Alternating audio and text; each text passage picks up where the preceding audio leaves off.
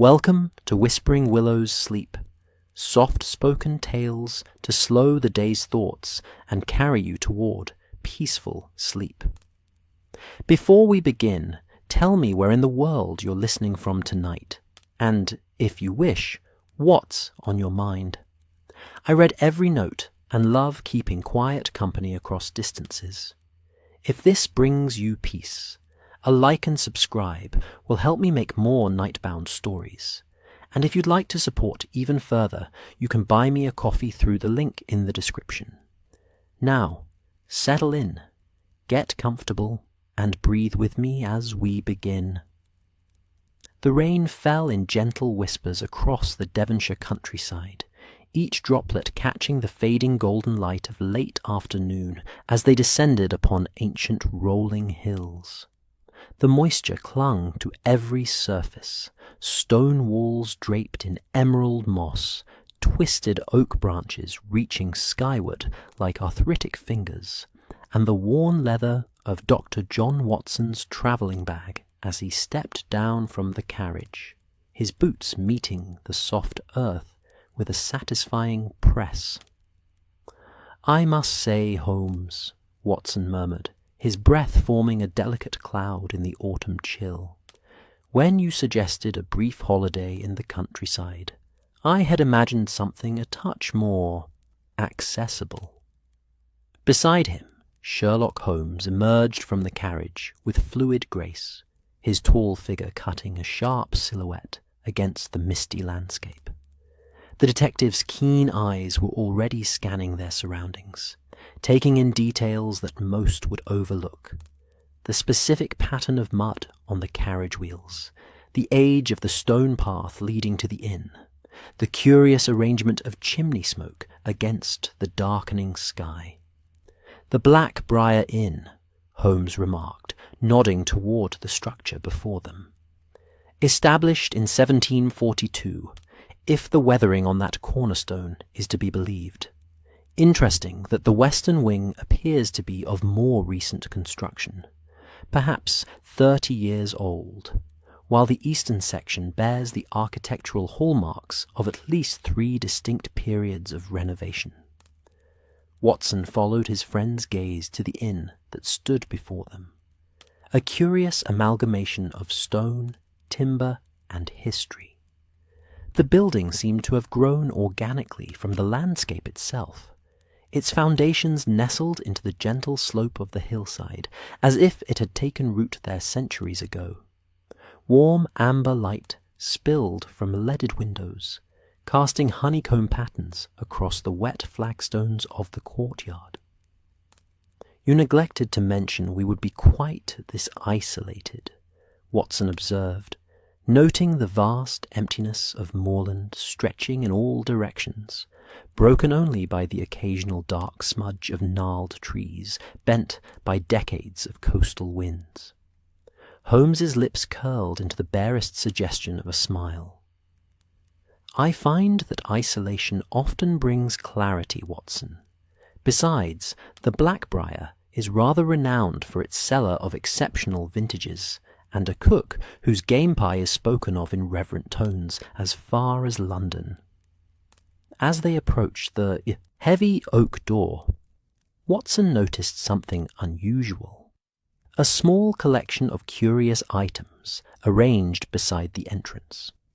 A bundle of dried herbs tied with red thread, a polished stone with a natural hole through its centre, and what appeared to be a horseshoe mounted above the door, points facing upward to "hold the luck in," as country folk would say. "Folk remedies against evil," Holmes commented, following Watson's gaze. Curious to find such superstitious trinkets at an establishment that reportedly caters to a more discerning clientele. Before Watson could respond, the door creaked open, releasing a wave of warmth scented with wood smoke, roasting meat, and the distinctive sweetness of mulled wine. The figure who greeted them stood framed in golden light, a woman of perhaps 50 years, her silver-streaked hair pulled back in a severe bun that contrasted with the warmth of her smile. "Mr. Holmes, Dr. Watson," she said, her voice carrying the gentle lilt of Devon. "What a pleasure to welcome you to the Black Briar. I am Mrs. Eleanor Thorne, proprietress of this humble establishment. Please, come out of this dreadful damp." Watson exchanged a quick glance with Holmes, noting the subtle lift of the detective's eyebrow. Neither had sent word ahead of their arrival, nor had they announced their identities to the carriage driver. "You seem to have expected us, Mrs. Thorne," Holmes observed as they stepped into the embrace of the inn's warmth. "Word travels quickly in these parts, Mr. Holmes," she replied, with a smile that didn't quite reach her eyes. "A gentleman, matching your description, making inquiries about the Black Briar in Exeter yesterday? The telegraph line may be new to our village, but gossip remains our swiftest form of communication." The entrance hall of the Black Briar Inn unfolded before them like a page from a forgotten history book. Oak beams, darkened by centuries of smoke, crossed the ceiling in complex patterns. A massive fireplace dominated the far wall, large enough that Watson could have stood within it without stooping. Around its stone hearth, several high-backed chairs created pools of privacy, each occupied by a figure who turned briefly to assess the newcomers before returning to their own quiet contemplations. "You arrive just in time," Mrs. Thorne continued, gesturing for a young boy to take their bags. "Dinner will be served at 7 in the private dining room. We've quite the gathering this evening, a rare occurrence for us, especially this late in the season." The boy who collected their luggage couldn't have been more than 12, with a shock of copper hair and a constellation of freckles across his pale face.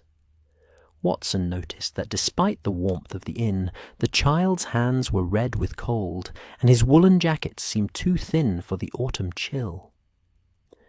"Tom will show you to your rooms," Mrs. Thorne said. "I've placed you in the east wing, Mr. Holmes, with a view of the moor.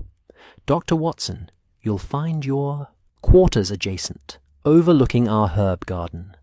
I trust you'll find everything to your satisfaction." As they followed the boy up a creaking staircase, Watson became aware of the subtle details that gave the Black Briar its character, the uneven floors that spoke of centuries of settling, the faint scent of beeswax and lavender that clung to the polished banisters, the curious collection of botanical illustrations that lined the hallway, each depicting various poisonous plants native to the region, labelled in faded ink with both their common and Latin names. "Curious choice of decoration," Watson murmured. The previous owner was something of a botanical enthusiast, Tom offered unexpectedly, his voice carrying a musical quality that suggested he might be called upon to sing in the local church choir. "Had a special interest in plants that could harm as well as heal. Mrs. Thorne keeps them up out of respect, she says. Though between you and me, sir, I think they give the guests the shivers." Holmes paused before an illustration of a dark berry branch, leaning closer to examine the faded text. "Atropa belladonna," he read. "Deadly nightshade, indigenous to these parts." "Grows wild in the woods beyond the north field," Tom confirmed. "Mrs. Thorne has the gardener tear it out whenever it's found, but it always comes back, stubborn as sin, my mother says." They continued down the corridor, the floorboards singing beneath their feet. Watson couldn't shake the feeling that the inn itself was somehow aware of their presence, as if the very timbers were exhaling after holding a long breath. A ridiculous fancy, he chided himself, yet the sensation persisted. Tom stopped before a heavy door and produced an iron key from his pocket. "Your room, Dr. Watson." He unlocked the door and stepped aside, revealing a comfortable chamber with a 4-poster bed draped in rich burgundy fabric. A fire already danced in the small fireplace, casting dancing shadows across the whitewashed walls. "Mr. Holmes is just through there," Tom indicated a connecting door. "There's fresh water in the pitchers, and I'll bring up hot water for washing before dinner." After the boy had gone, Watson took a moment to absorb his surroundings. The room was undeniably comfortable, with sturdy country furniture that spoke of quality without ostentation. A small writing desk stood beneath the window, which, true to Mrs. Thorne's word, overlooked what must be a magnificent herb garden in the warmer months, now subdued in autumn dormancy. He crossed to the window, wiping a small circle in the condensation that had formed on the glass. The rain had intensified, drawing a gauzy veil across the landscape. Through the downpour, Watson could make out the indistinct shapes of several outbuildings, and, beyond them, the formidable expanse of the moor stretching toward the horizon, its heather and gorse rendered in muted purples and greens beneath the heavy sky. A soft knock at the connecting door preceded Holmes's entrance. The detective had already removed his travelling coat and was rolling a curious object between his long fingers. A small, smooth stone, similar to the one Watson had observed by the entrance. "Found this on my window-sill," Holmes explained, holding it up to catch the light. A hagstone, as they're known locally, stones with natural holes worn through them by water, said to allow one to peer into the fairy realm, or, more practically, to ward off nightmares and ill fortune. Watson raised an eyebrow. "More superstition? I wouldn't have expected such things from an establishment of this caliber." Indeed. Holmes placed the stone on the mantelpiece. "One wonders if our good Mrs. Thorne truly believes in such protective measures, or merely maintains them as local colour for her guests. Either possibility is intriguing." A comfortable silence fell between them as Holmes moved to examine the room. Watson knew better than to interrupt his friend when that particular expression, a mixture of curiosity and intense focus, settled over his features. Instead, he busied himself with unpacking the few items he would need for their brief stay. 7 distinct types of mud on the carriage wheels, Holmes murmured, seemingly to himself, suggesting our driver took a rather circuitous route to reach this place, avoiding the main road from Exeter entirely. "Perhaps he merely sought to avoid flooding," Watson offered. "The rainfall has been substantial this past week." Holmes made a non-committal sound, moving to the window to conduct his own assessment of the view.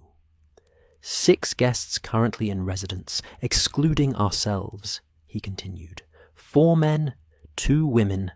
One of the men suffers from gout, exacerbated by the damp. Another is a clergyman, unaccustomed to travel. The younger woman is unmarried, but wishes to be thought otherwise, while the older woman has been widowed within the year, but has already formed an attachment to the gentleman with the silver-topped walking stick. Watson had long since ceased to be amazed by his friend's deductive abilities, yet the familiar sense of wonder still stirred within him. "And you gathered all this from—" "What, precisely? The arrangement of coats in the entrance hall?" Holmes's eyes crinkled slightly at the corners, the closest he typically came to outright laughter. "Footprints on the carpet, Watson, the dispersion of weight, the direction and purpose of movement. The human foot leaves a remarkably detailed record of its owner's circumstances." A soft knock at the outer door interrupted them. Tom had returned with a copper can of steaming water, which he poured into the porcelain basin on the washstand. "Dinner gong will sound in half an hour, gentlemen," he informed them, his eyes darting curiously between Holmes and the hagstone, now resting on the mantelpiece. "Mrs. Thorne suggests gentlemen wear dinner jackets, though it's not strictly required." As the boy turned to leave, Holmes spoke. "Tell me, Tom, are there often gatherings such as this at the Black Briar? It seems unusual for so many guests to converge on such a remote location, particularly out of season." Tom paused in the doorway, his young face suddenly guarded. "It happens now and again, sir. Mrs. Thorne sometimes hosts special dinners for those with shared interests." "Shared interests?" Watson prompted. The boy shifted uncomfortably. "Folk who appreciate fine food and old stories, sir. Mrs. Thorne says the Blackbriar has more tales to tell than most, if you know how to listen." His eyes flickered to the hagstone again. "Will there be anything else, sirs?" After Tom had departed, Holmes spent several minutes in contemplative silence, his fingertips pressed together beneath his chin, a characteristic posture that Watson recognized as a sign of deep thought. "I confess, Holmes," Watson said at length, "I still don't entirely understand why we've come. Your telegram mentioned only a matter of curious atmospheric conditions that required investigation." Holmes emerged from his reverie with a slight smile. "Patience, old friend. All will become clear at dinner, I suspect. For now, observe and absorb. The Black Briar Inn is a text waiting to be read, and we've only just begun the first chapter." Watson nodded, knowing better than to press further. He moved to the washstand and began preparing for dinner, listening to the symphony of sounds that filled the old inn.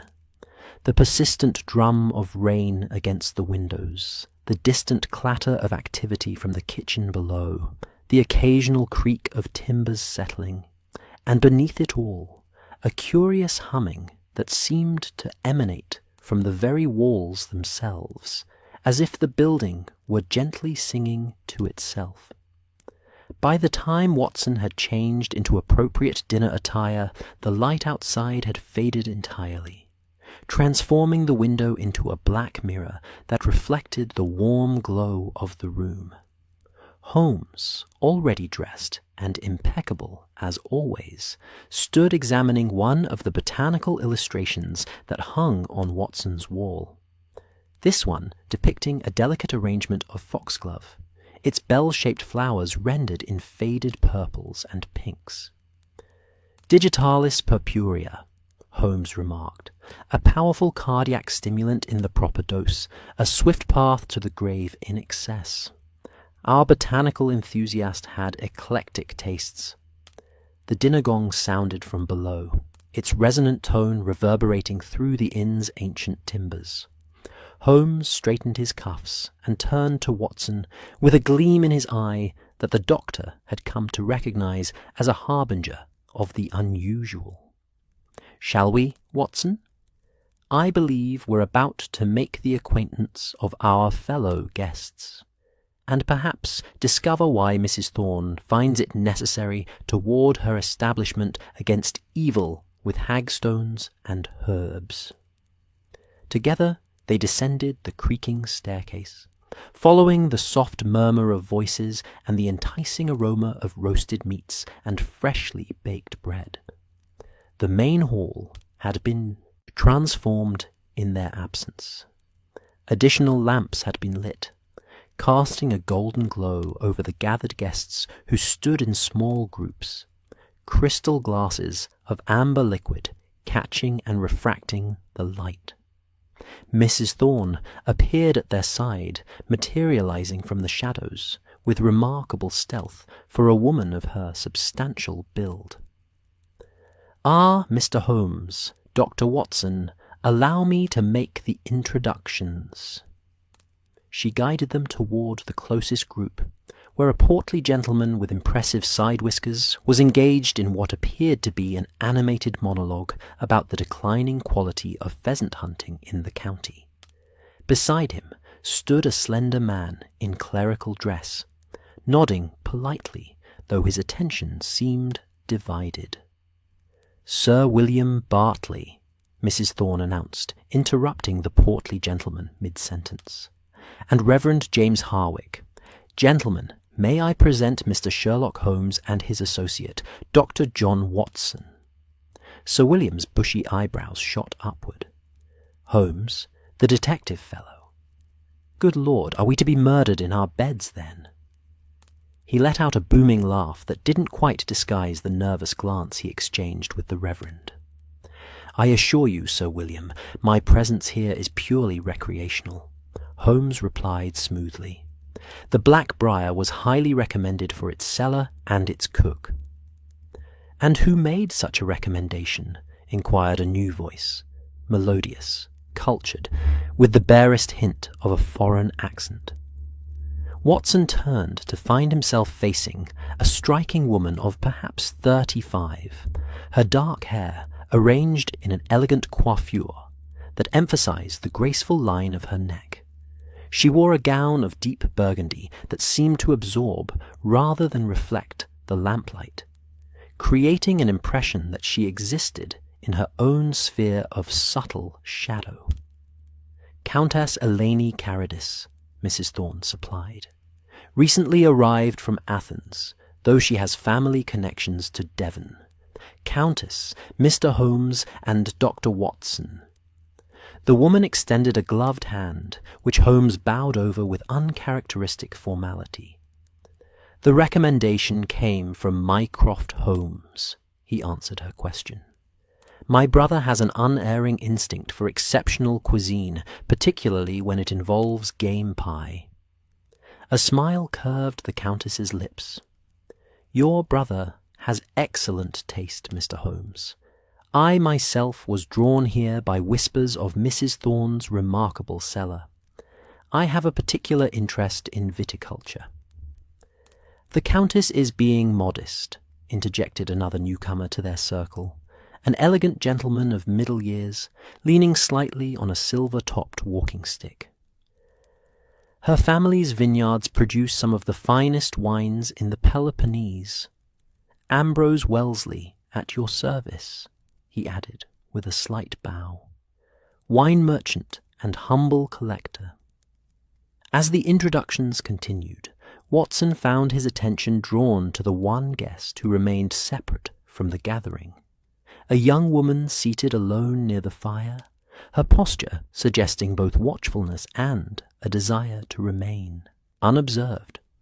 She wore a gown of midnight blue, simple in design, yet undeniably elegant, and though she appeared to be absorbed in a small volume she held, Watson noticed that her eyes rarely moved across the page. Following his gaze, Mrs. Thorne lowered her voice. "Miss Penelope Marsh," she informed them, "a botanical illustrator of some renown, though she prefers not to make a fuss about it. She's been with us nearly a week, sketching specimens from the surrounding area." Holmes's interest visibly sharpened. "Indeed, how fascinating! And the final gentleman?" He nodded toward a solitary figure by the window, tall, broad-shouldered, with the weathered complexion of one who spends considerable time outdoors. "Dr. Lawrence Merrick," Mrs. Thorne replied, "a man of science with an interest in local geological formations. Now, if you'll excuse me, I must ensure dinner is ready to be served." As their hostess bustled away, Holmes leaned closer to Watson. "Curious assemblage," he murmured. "A baronet, a clergyman, a foreign countess, a wine merchant, a botanical illustrator, and a geologist, all gathered at this remote inn in the off-season." "Perhaps it's merely coincidence?" Watson suggested, though without much conviction. Holmes's eyes gleamed in the lamplight. There is no such thing as coincidence, Watson, merely the illusion of it. No, these guests have been gathered with purpose, though whether they themselves are aware of it remains to be seen.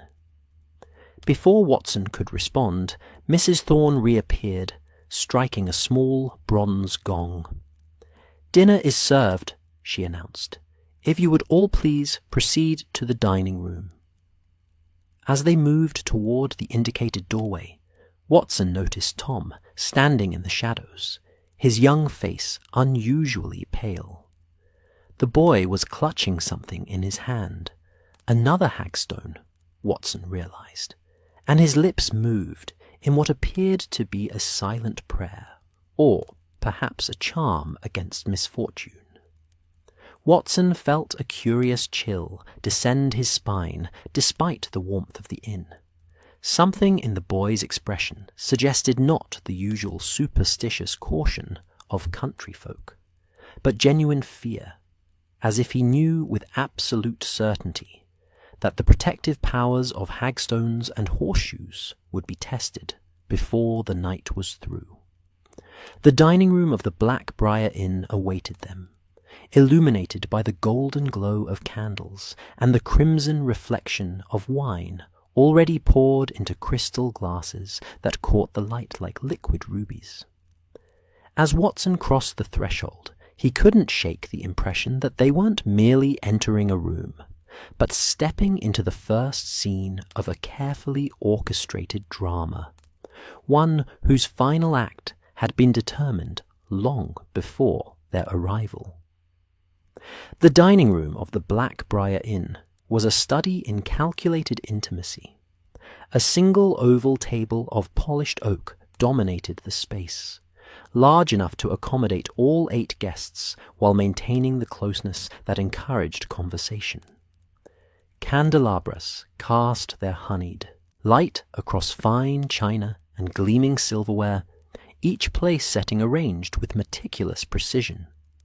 The walls were panelled in dark wood that seemed to absorb sound, creating a hushed atmosphere despite the room's modest size.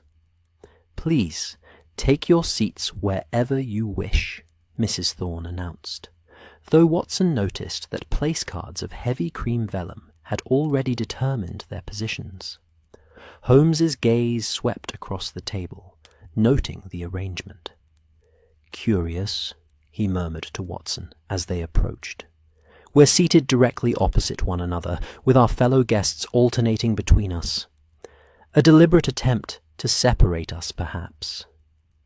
Watson found his name card positioned between the Countess Caridis and Dr. Merrick, the geologist. Holmes would sit flanked by Miss Marsh and Reverend Harwick, with Sir William and Mr. Wellesley completing the circle. Mrs. Thorne herself would occupy the head of the table, presiding over her gathered guests like a queen surveying her court. As they settled into their seats, Watson took the opportunity to study his companions more closely.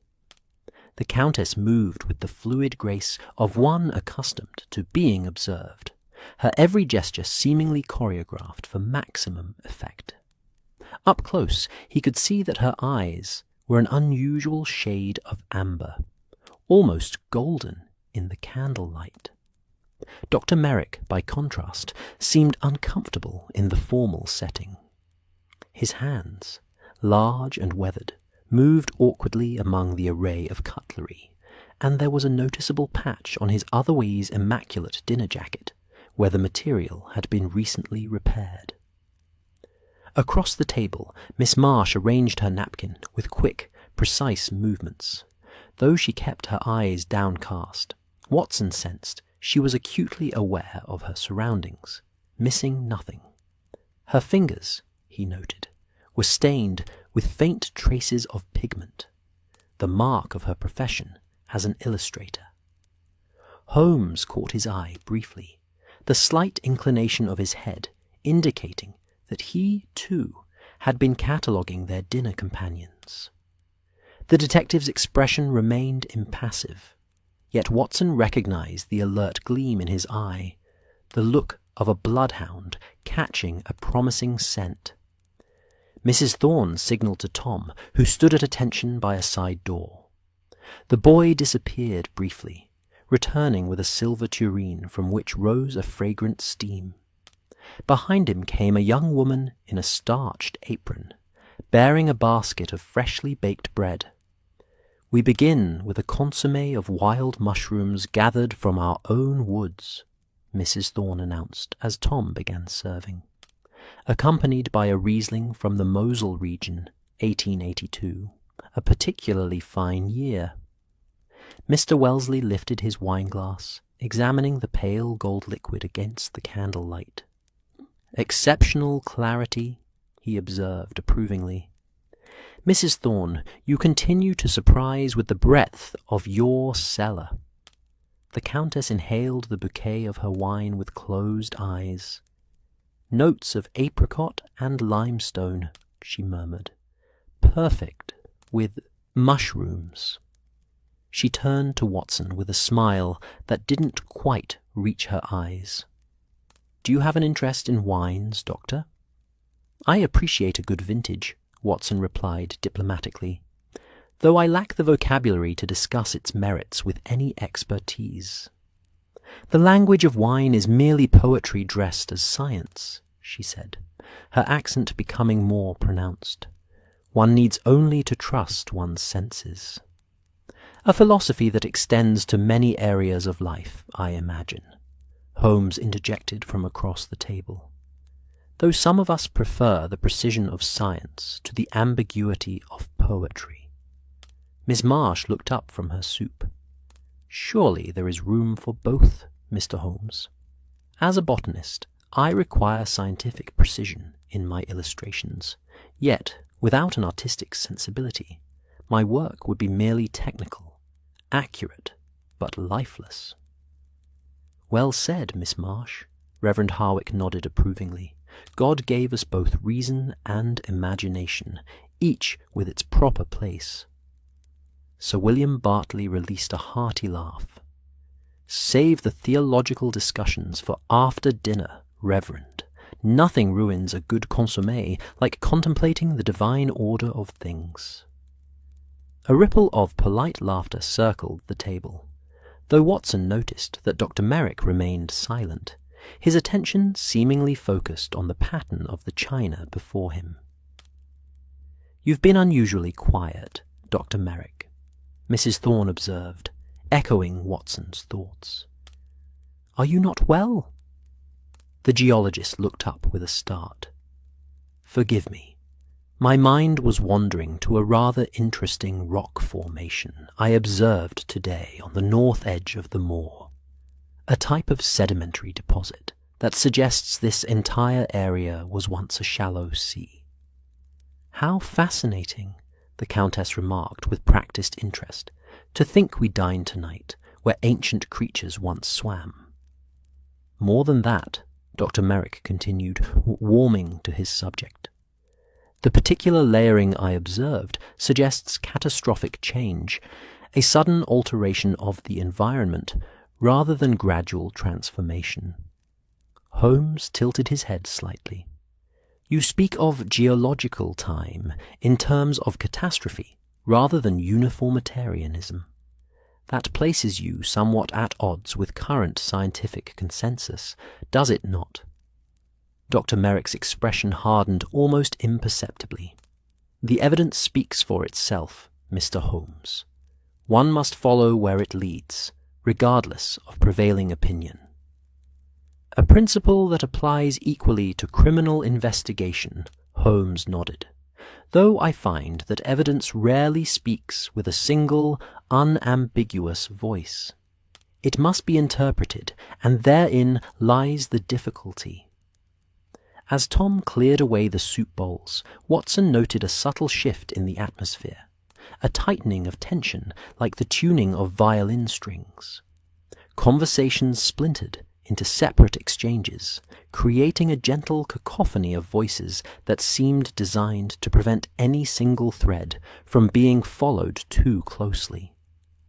The main course arrived with an appropriate ceremony, a haunch of venison, accompanied by roasted root vegetables and a rich burgundy sauce that gleamed nearly black in the candlelight. "For this course," Mrs. Thorne announced, "I've selected a Chateau Margaux, 1878, a wine of exceptional character that complements the gaminess of the venison." As Tom moved around the table, filling glasses with the ruby-coloured wine, Watson observed Miss Marsh watching the boy with an expression of concern. Following her gaze, he noticed that Tom's hands were trembling slightly, causing the wine to splash against the crystal. "Careful, boy," Sir William chided, as a drop landed near his sleeve. "My apologies, sir," Tom murmured, his young face flushing. Miss Marsh spoke up unexpectedly. "The poor light makes the task difficult," she said, her voice soft but clear. "Perhaps another candle would help?" Mrs. Thorne frowned slightly, but Sir William, apparently mollified by Miss Marsh's intervention, nodded magnanimously. Yes, better light would benefit us all. My eyes aren't what they were." Once the wine had been poured, Mrs. Thorne raised her glass. "To pleasant company and stimulating conversation," she proposed. The toast echoed around the table, glasses lifting in unison. Watson noticed that Dr. Merrick hesitated fractionally before bringing the wine to his lips, his eyes darting briefly to Mrs. Thorne as if seeking some sign or confirmation. "This venison is exceptional," Mr. Wellesley declared after his first bite. "You must tell me, Mrs. Thorne, whether it comes from your own estate, or if you have an arrangement with a local hunter." "The Briar maintains hunting rights to a small portion of the moor," she replied. "Though I confess, I leave the actual pursuit to younger men with keener eyes than mine." "I've always found hunting to be excellent training for the mind," Sir William pronounced, carving into his meat with enthusiasm. "Teaches patience and observation. Wouldn't you agree, Mr. Holmes?" "The comparison has merit," Holmes acknowledged, "though in my profession the quarry is generally aware they're being pursued, which adds a layer of complexity absent in traditional hunting." "Unless you're hunting man-eaters in India," Sir William countered. "Had a colleague in the colonial service who specialized in tracking tigers that had developed a taste for human flesh. Said they were cunning beyond belief, almost as if they knew they'd crossed a line and were now being hunted in turn." "A romantic notion," Holmes said with a slight smile. "I suspect the reality was somewhat more prosaic."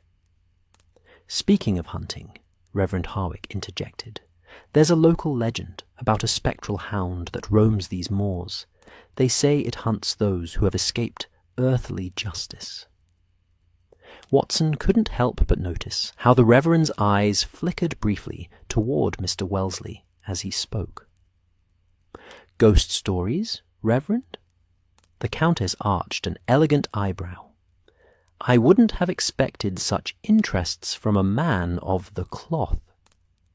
"On the contrary, Countess," he replied. "The Church has a long tradition of documenting supernatural occurrences. Not all are dismissed as mere superstition." "I'd be interested to hear this legend," Holmes said, his tone conversational, but his eyes sharp. "Local folklore often contains kernels of historical truth, however distorted by time and retelling." Mrs. Thorne cleared her throat. "Perhaps such tales are best saved for after dinner, by the fireside. Ghost stories have their place, but they hardly aid digestion." Her intervention successfully diverted the conversation toward more conventional topics: the unusually damp autumn, the challenges of travel in rural Devonshire, and the latest developments in London society. Watson, however, remained aware of undercurrents flowing beneath the surface of polite exchange, meaningful glances exchanged when speakers believed themselves unobserved, subtle tensions in posture and expression that belied the casual nature of the conversation. Holmes, he knew, would be cataloguing every detail, constructing a mental map of relationships and motivations that would eventually reveal whatever pattern lay hidden behind this curious gathering. The dinner progressed through its traditional courses, a delicate sorbet to cleanse the palate, followed by a selection of local cheeses, each paired with appropriate wines from Mrs. Thorne's seemingly inexhaustible cellar. By the time dessert arrived, a rich plum pudding aflame with brandy, the initial formality had softened under the influence of good food and fine wine. "I must commend your chef, Mrs. Thorne," Watson said as he savoured the pudding. "This meal rivals the finest London establishments." "Mrs. Potter has been with the Briar for 30 years, she replied with evident pride. "Her mother cooked for the previous owner, and her grandmother before that. The position is something of a family tradition." "Like the recipes themselves, I imagine," Miss Marsh commented. "Passed down through generations, each adding their own small refinements." "Precisely so," Mrs. Thorne nodded, "though some traditions are worth preserving unaltered." There was something in her tone, a weight of significance, that caused a momentary lull in conversation. Into this brief silence, Sir William suddenly released a sharp cough, his face flushing. He reached hastily for his water glass, draining it in several quick gulps. "Are you quite well, Sir William?" Reverend Harwick inquired, leaning forward with concern. "Merely a crumb. Wrong way." Sir William managed between coughs, his complexion growing alarmingly red. Watson was already rising from his seat, professional instincts aroused. "Allow me to assist." "No need." Sir William waved him back, drawing several deep breaths. "It's passing now. Forgive the disruption." But Watson, trained to observe medical symptoms, noted with concern that Sir William's hand trembled as he dabbed his napkin to his lips, and a fine sheen of perspiration had appeared on his brow despite the moderate temperature of the dining room. "Perhaps some fresh air would be beneficial," Watson suggested. "The dining room has become rather warm." "An excellent idea," Mrs. Thorne agreed. "Gentlemen, shall we withdraw to the drawing room? The French doors open onto the garden terrace, which should provide Sir William with the air he needs." As the party rose from the table, Watson noticed Holmes lingering behind, his attention fixed on the array of wine-glasses left scattered across the white tablecloth. In the soft candlelight, the varying levels of liquid created an irregular pattern of crimson shadows, a detail that seemed to hold particular significance for the detective. The drawing-room of the Briar Inn presented a striking contrast to the formal dining space they had just left. Here, comfort clearly took precedence over ceremony. Deep leather armchairs were arranged in intimate groupings around a massive stone fireplace where logs crackled and spat, sending occasional spirals of flame dancing upward. Bookshelves lined the walls, their contents suggesting decades of accumulated reading rather than a curated collection designed to impress. The air carried the pleasant mingling of wood smoke, leather, and the faintest hint of tobacco, evidence of generations of gentlemen enjoying their pipes by the fire. Sir William immediately made for the French doors, which Tom had hurried ahead to unlock. The night air that swept in was cool and damp, carrying the earthy scents of wet soil and distant moorland. Watson observed with professional interest as Sir William drew several deep breaths, his colour gradually returning to normal. "Feeling better?" Watson inquired, approaching casually so as not to draw undue attention to the baronet's distress. "Much improved, thank you, Doctor," Sir William replied, though Watson noted that his hands still trembled slightly. "The heat and wine must have affected me more than I realized." Watson lowered his voice. "If you experience any further discomfort, difficulty breathing, unusual sensations, anything at all, please inform me immediately." Sir William's gaze sharpened, a flicker of anxiety crossing his features. "You suspect something beyond a simple case of overindulgence." Before Watson could respond, they were joined by the Countess, who moved to stand at the threshold of the open doors, the night breeze gently disturbing the careful arrangement of her hair. "The air carries a curious scent tonight," she observed. "Something almost metallic. Do you detect it, Dr. Watson?" Watson inhaled deeply. Beyond the expected aromas of wet earth and vegetation, there was indeed a faint but distinctive quality to the air, a tang that reminded him vaguely of copper pennies or the aftermath of electrical storms. "Ozone, perhaps," he suggested, "often noticeable before or after thunderstorms." "Yet there has been no thunder," the Countess pointed out. "Only this persistent rain." From within the drawing-room, Holmes's voice carried clearly.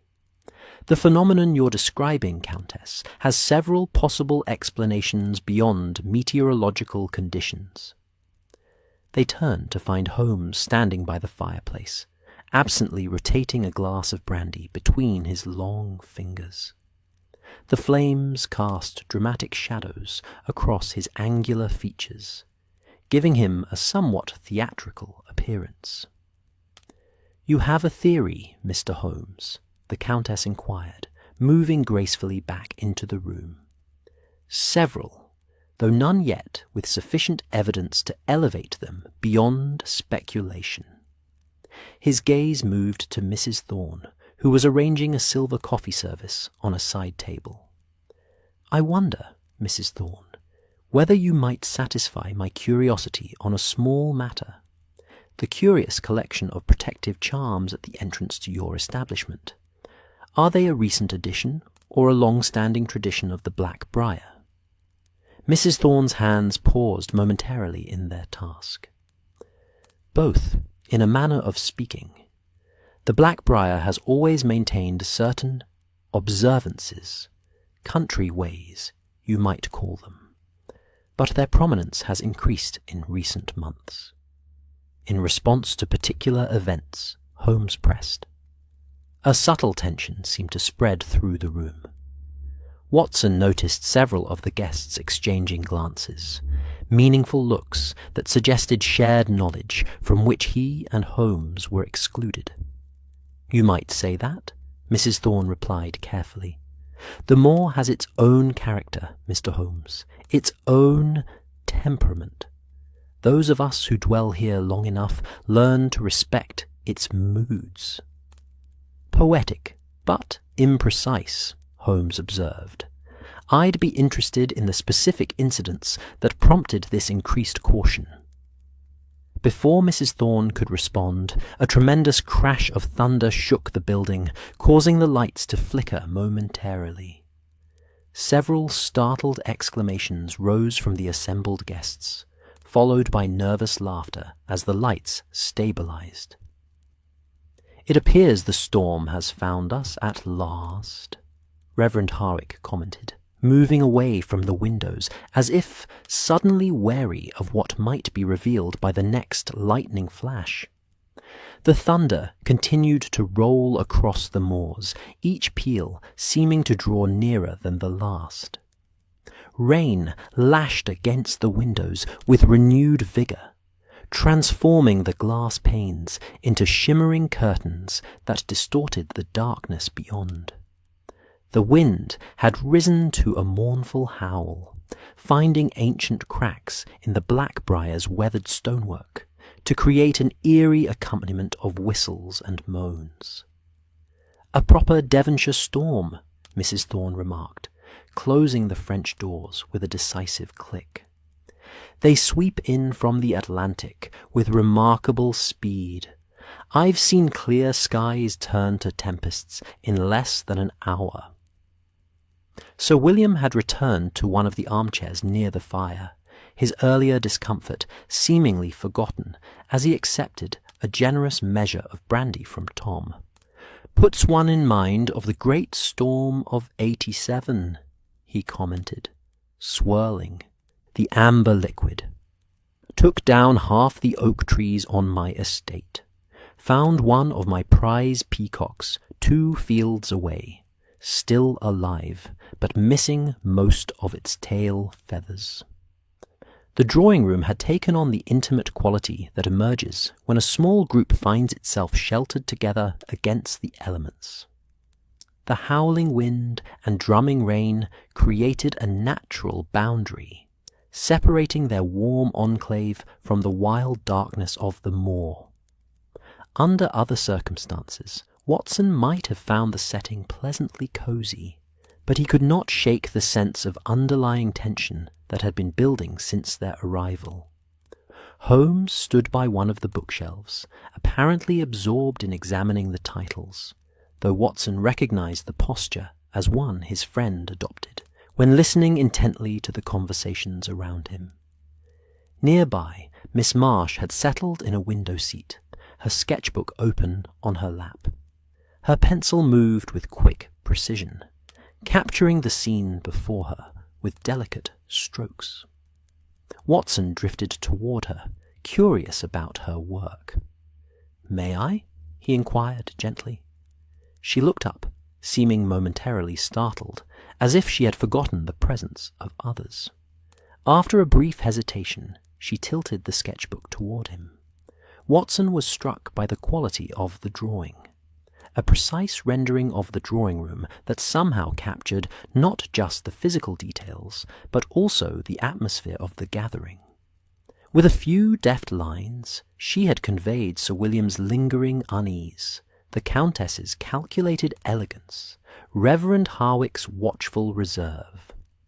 Holmes appeared at the edge of the composition, his attention apparently on the books, but his awareness clearly encompassing the entire room. "You have a remarkable gift," Watson said with genuine admiration. "You've captured more than mere appearances." "The essence of botanical illustration is observation," Miss Marsh replied, her voice soft but steady. "One must see beyond the surface to understand the true nature of the subject." "A philosophy Mr. Holmes would appreciate," Watson noted. "He often says that the difference between seeing and observing is the gulf between ignorance and knowledge." Miss Marsh's pencil paused over the paper. "And what do you observe about our gathering tonight, Dr. Watson?" Before he could formulate a response, Mrs. Thorne's voice rose above the background conversations. "Ladies and gentlemen, I've had coffee and liqueurs prepared in the small parlour. If you'll follow me." The group began to move toward the door, but Holmes remained by the bookshelf, his attention apparently caught by a particular volume. Watson made his way to his friend's side. "Have you found something of interest?" he inquired quietly. Holmes withdrew a slim, leather-bound book from the shelf. "The Personal Journal of Edward Thorne, dated 1842, he murmured. "Our hostess's ancestor, I presume. Should you be examining that?" Watson glanced toward the departing guests.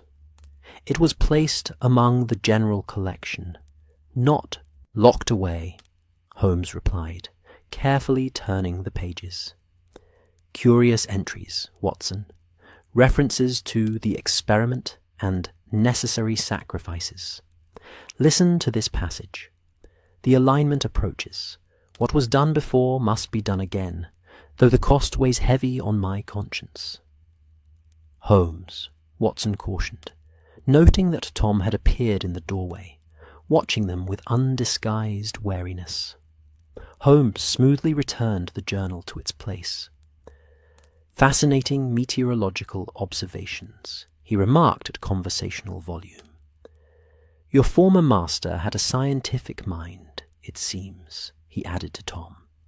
The boy remained in the doorway, his young face unreadable. "Mrs. Thorne says to tell you coffee is served in the parlour," he stated flatly. "Thank you, Tom. We shall join the others directly," Holmes replied, with a pleasant smile that did nothing to dispel the boy's evident suspicion. As they followed Tom along the corridor, Watson leaned closer to Holmes. "What do you make of it all?" he whispered. "A curious alignment of circumstances," Holmes murmured. "The gathering of specific guests, the protective charms, references to recurring events. I believe we've been invited to witness something rather specific, though whether as observers or participants remains unclear." The small parlour proved to be a charming room of modest proportions, furnished in a more feminine style than the drawing-room. Delicate watercolours of local landscapes adorned the walls, and a circular table of polished rosewood dominated the centre, already set with a silver coffee service and crystal decanters of various liqueurs. The guests had arranged themselves around the table, leaving 2 vacant chairs for Holmes and Watson. As they seated themselves, Watson noticed that Sir William appeared increasingly uncomfortable, dabbing at his forehead with a handkerchief, despite the room being several degrees cooler than the drawing-room they had left. "More coffee, Sir William?" Mrs. Thorne inquired, already reaching for the pot. "Perhaps something stronger," he replied, his voice slightly strained. "I find I'm still a trifle unsettled." "Of course," she nodded, gesturing to Tom to bring the brandy decanter. "The storm affects some more strongly than others." "I wonder," Holmes said casually, "whether anyone else has noted the curious pattern of condensation on the window panes? Most unusual for this time of year." Watson glanced toward the window, seeing only the normal fogging of glass one would expect on a cold, damp night. The other guests, however, reacted with varying degrees of interest or alarm to Holmes's observation. Condensation patterns? Dr. Merrick, the geologist who had remained largely silent throughout dinner, suddenly leaned forward with evident interest. "What specifically do you observe, Mr. Holmes?" "A crystalline formation that begins at the edges and works inward," Holmes replied, his tone remaining conversational, though his eyes were sharp. "Reminiscent of certain mineral deposits I've observed in limestone caves." Dr. Merrick's expression shifted from interest to something like alarm. "That's not possible," he stated flatly. "Not unless—" "A trick of the light, surely," Mrs. Thorne interrupted smoothly. "The combination of candles and firelight creates optical illusions, particularly on rainy nights." "Perhaps," Holmes conceded, though his slight smile suggested otherwise. "Though I've always found that what many dismiss as illusion often proves to be significant upon closer examination." A tense silence descended upon the group, broken only by the persistent drumming of rain against the windows and the occasional rumble of distant thunder. Watson became acutely aware of the soft ticking of a clock on the mantelpiece, marking the seconds with metronomic precision. Sir William suddenly lurched to his feet, his face alarmingly pale. "Forgive me," he gasped, clutching the edge of the table for support. "I fear I must retire early. Not feeling quite the thing." Watson was on his feet immediately, medical instincts taking over. "Allow me to assist you, Sir William. You're clearly unwell." "No." The baronet's vehemence was startling. "Thank you, doctor, but no. I just need to lie down. Too much wine, that's all?" He took a stumbling step toward the door, then froze, his eyes widening in apparent confusion or alarm. "Can't seem to—" he began. Then his legs buckled beneath him. Watson lunged forward, managing to break Sir William's fall before he could strike his head on the corner of a side table. Lowering the man gently to the floor, Watson quickly assessed his condition with practiced efficiency. Sir William's pulse raced beneath Watson's fingers, his skin clammy to the touch. His breathing came in shallow gasps, and his pupils were unnaturally dilated. "Sir William," Watson spoke clearly, trying to maintain the man's focus. "Can you tell me what you're experiencing?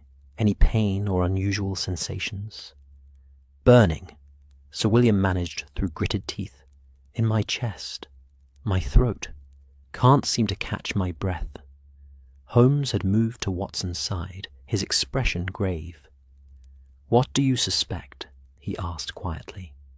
"Some form of acute distress," Watson replied, keeping his voice low. "Possibly cardiac in nature, though the symptoms are unusual. His heart rate is elevated, pupils dilated."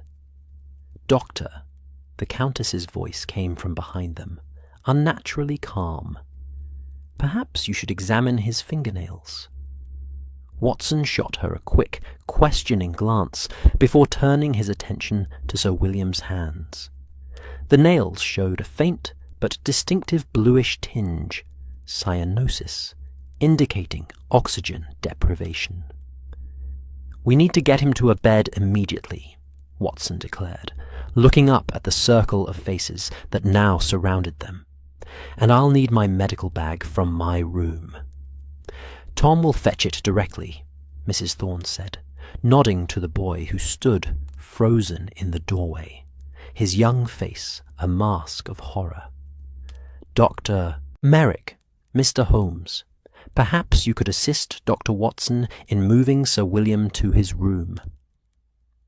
The next few minutes passed in a blur of coordinated activity. Holmes and Dr. Merrick supported Sir William between them, following Mrs. Thorne up the creaking stairs to the west wing where the baronet's room was located. Watson strode ahead, already mentally cataloguing the contents of his medical bag and what treatments might be appropriate for Sir William's mysterious affliction. The baronet's room was larger than Watson's, with heavy oak furniture and a four-poster bed draped in rich green velvet. A fire burned low in the grate, casting dancing shadows across the walls. They settled Sir William on the bed, where he lay gasping like a fish removed from water, his complexion now taking on an alarming greyish hue. Tom appeared moments later with Watson's medical bag, and Mrs. Thorne efficiently lit additional lamps to provide better illumination.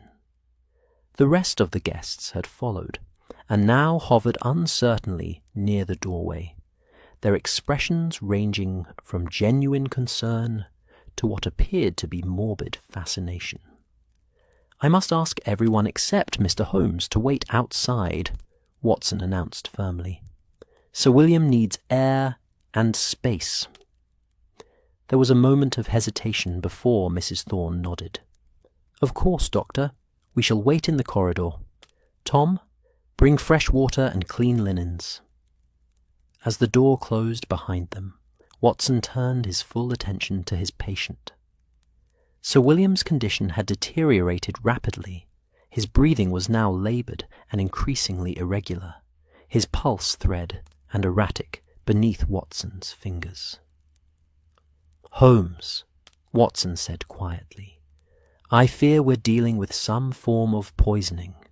The symptoms are progressing too rapidly for natural illness, and the cyanosis, dilated pupils, and respiratory distress point to a toxic agent." Holmes nodded grimly. "I suspected as much when I observed his reaction to the wine.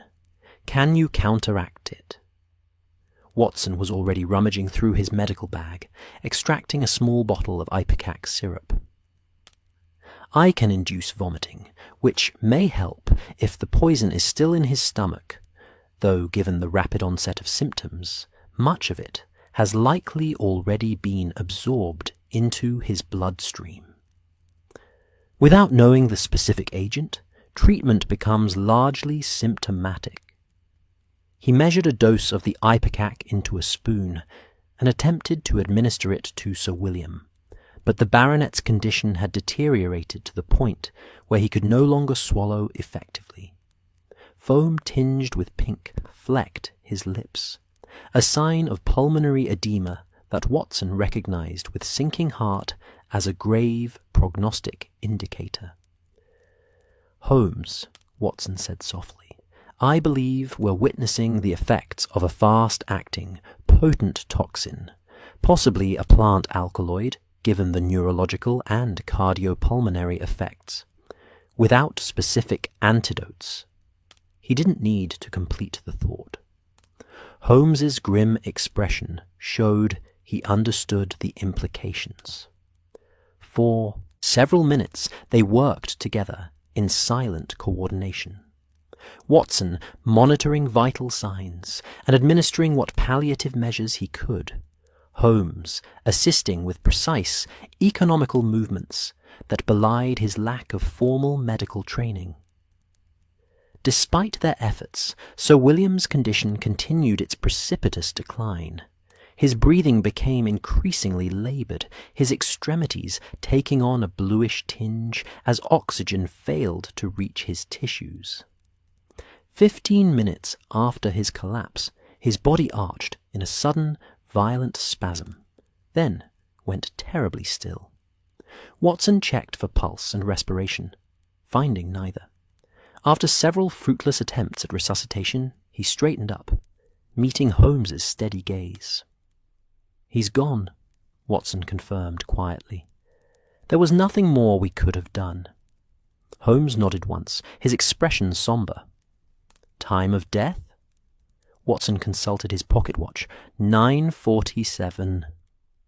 For a moment they stood in silence beside the bed where Sir William's body lay, his features frozen in a final expression of confusion and alarm. The only sounds were the persistent drumming of rain against the windows and the soft crackling of the fire. "Murder, Watson," Holmes said at length, his voice barely above a whisper. "Deliberate and calculated. You're certain it wasn't accidental poisoning? Food contamination, perhaps?" "Observe the pattern of symptoms and their progression," Holmes replied. "The initial discomfort during dinner temporarily alleviated by fresh air. The rapid deterioration after coffee. The specificity of effect. No, this was neither an accident nor a misadventure." He moved to the door. "We must secure the dining room and all food and drink immediately. Nothing should be cleared away or disturbed." But when Holmes opened the door, they found not the expected cluster of concerned guests, but only Mrs. Thorne, standing alone in the corridor. Her face, usually so composed, showed genuine distress. "He is," she began. "Dead," Holmes confirmed flatly, "under circumstances that can only be described as suspicious." Mrs. Thorne closed her eyes briefly, her lips moving in what might have been a silent prayer. "I feared as much," she said softly, "though I had hoped." "The other guests?" Watson inquired, looking past her down the empty corridor. "I sent them to the library," she replied. "It seemed best to keep them together, away from—" She gestured toward the room where Sir William's body lay. "A sensible precaution," Holmes nodded, "though I must insist that nothing in the dining room be disturbed. The evidence of what has occurred must be preserved." "Of course," Mrs. Thorne agreed. "I've already instructed Tom and the kitchen staff to touch nothing until you give permission." Watson exchanged a glance with Holmes, struck by Mrs. Thorne's immediate acceptance of Holmes's authority in the matter. It was almost as if she had expected, perhaps even anticipated, such a situation. "Mrs. Thorne," Holmes said, carefully, "I think it's time you explained why we were invited to the Black Briar Inn. This gathering was not a coincidence, was it?" The innkeeper's composed facade seemed to waver briefly before she drew herself up with quiet dignity. "No, Mr. Holmes, it was not. I selected each guest with a specific purpose, yourself and Dr. Watson included." She glanced toward the room where Sir William lay. "Though I confess, this outcome was not what I had envisioned." "What, precisely, did you envision?" Holmes pressed.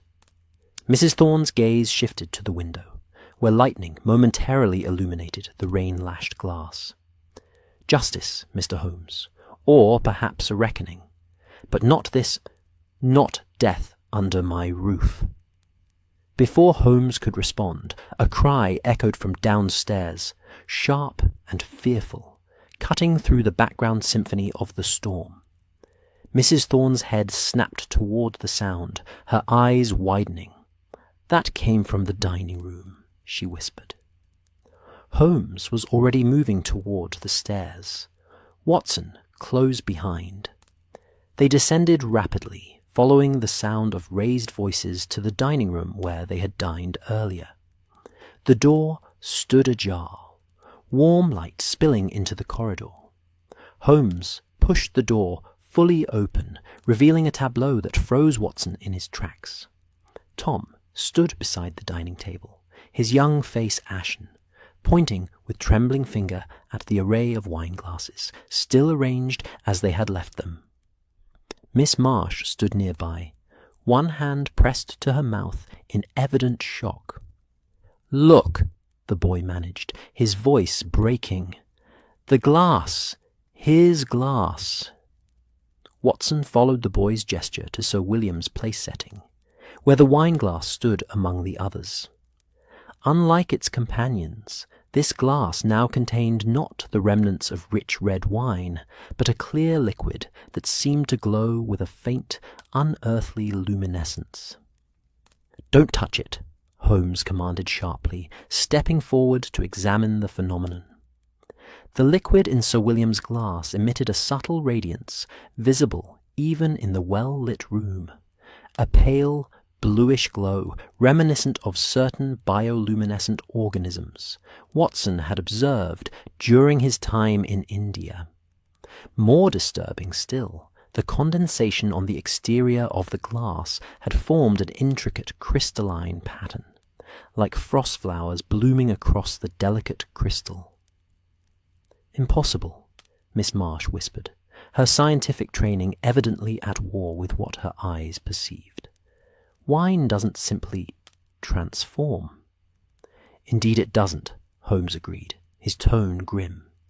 "Yet the evidence before us suggests otherwise." He turned to face the doorway where the other guests had now gathered, drawn by the commotion.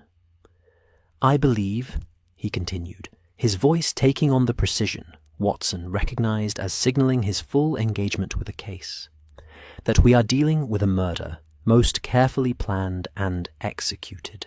The method is unusual. Indeed, I would venture to say unique in my experience. But the intent is unmistakable." "Murder?" Reverend Harwick echoed, his face pale.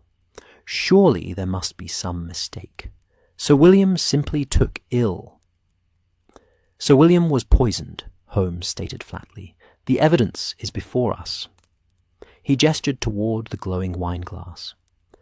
"Though I confess, the precise nature of the agent used remains, for the moment, a mystery."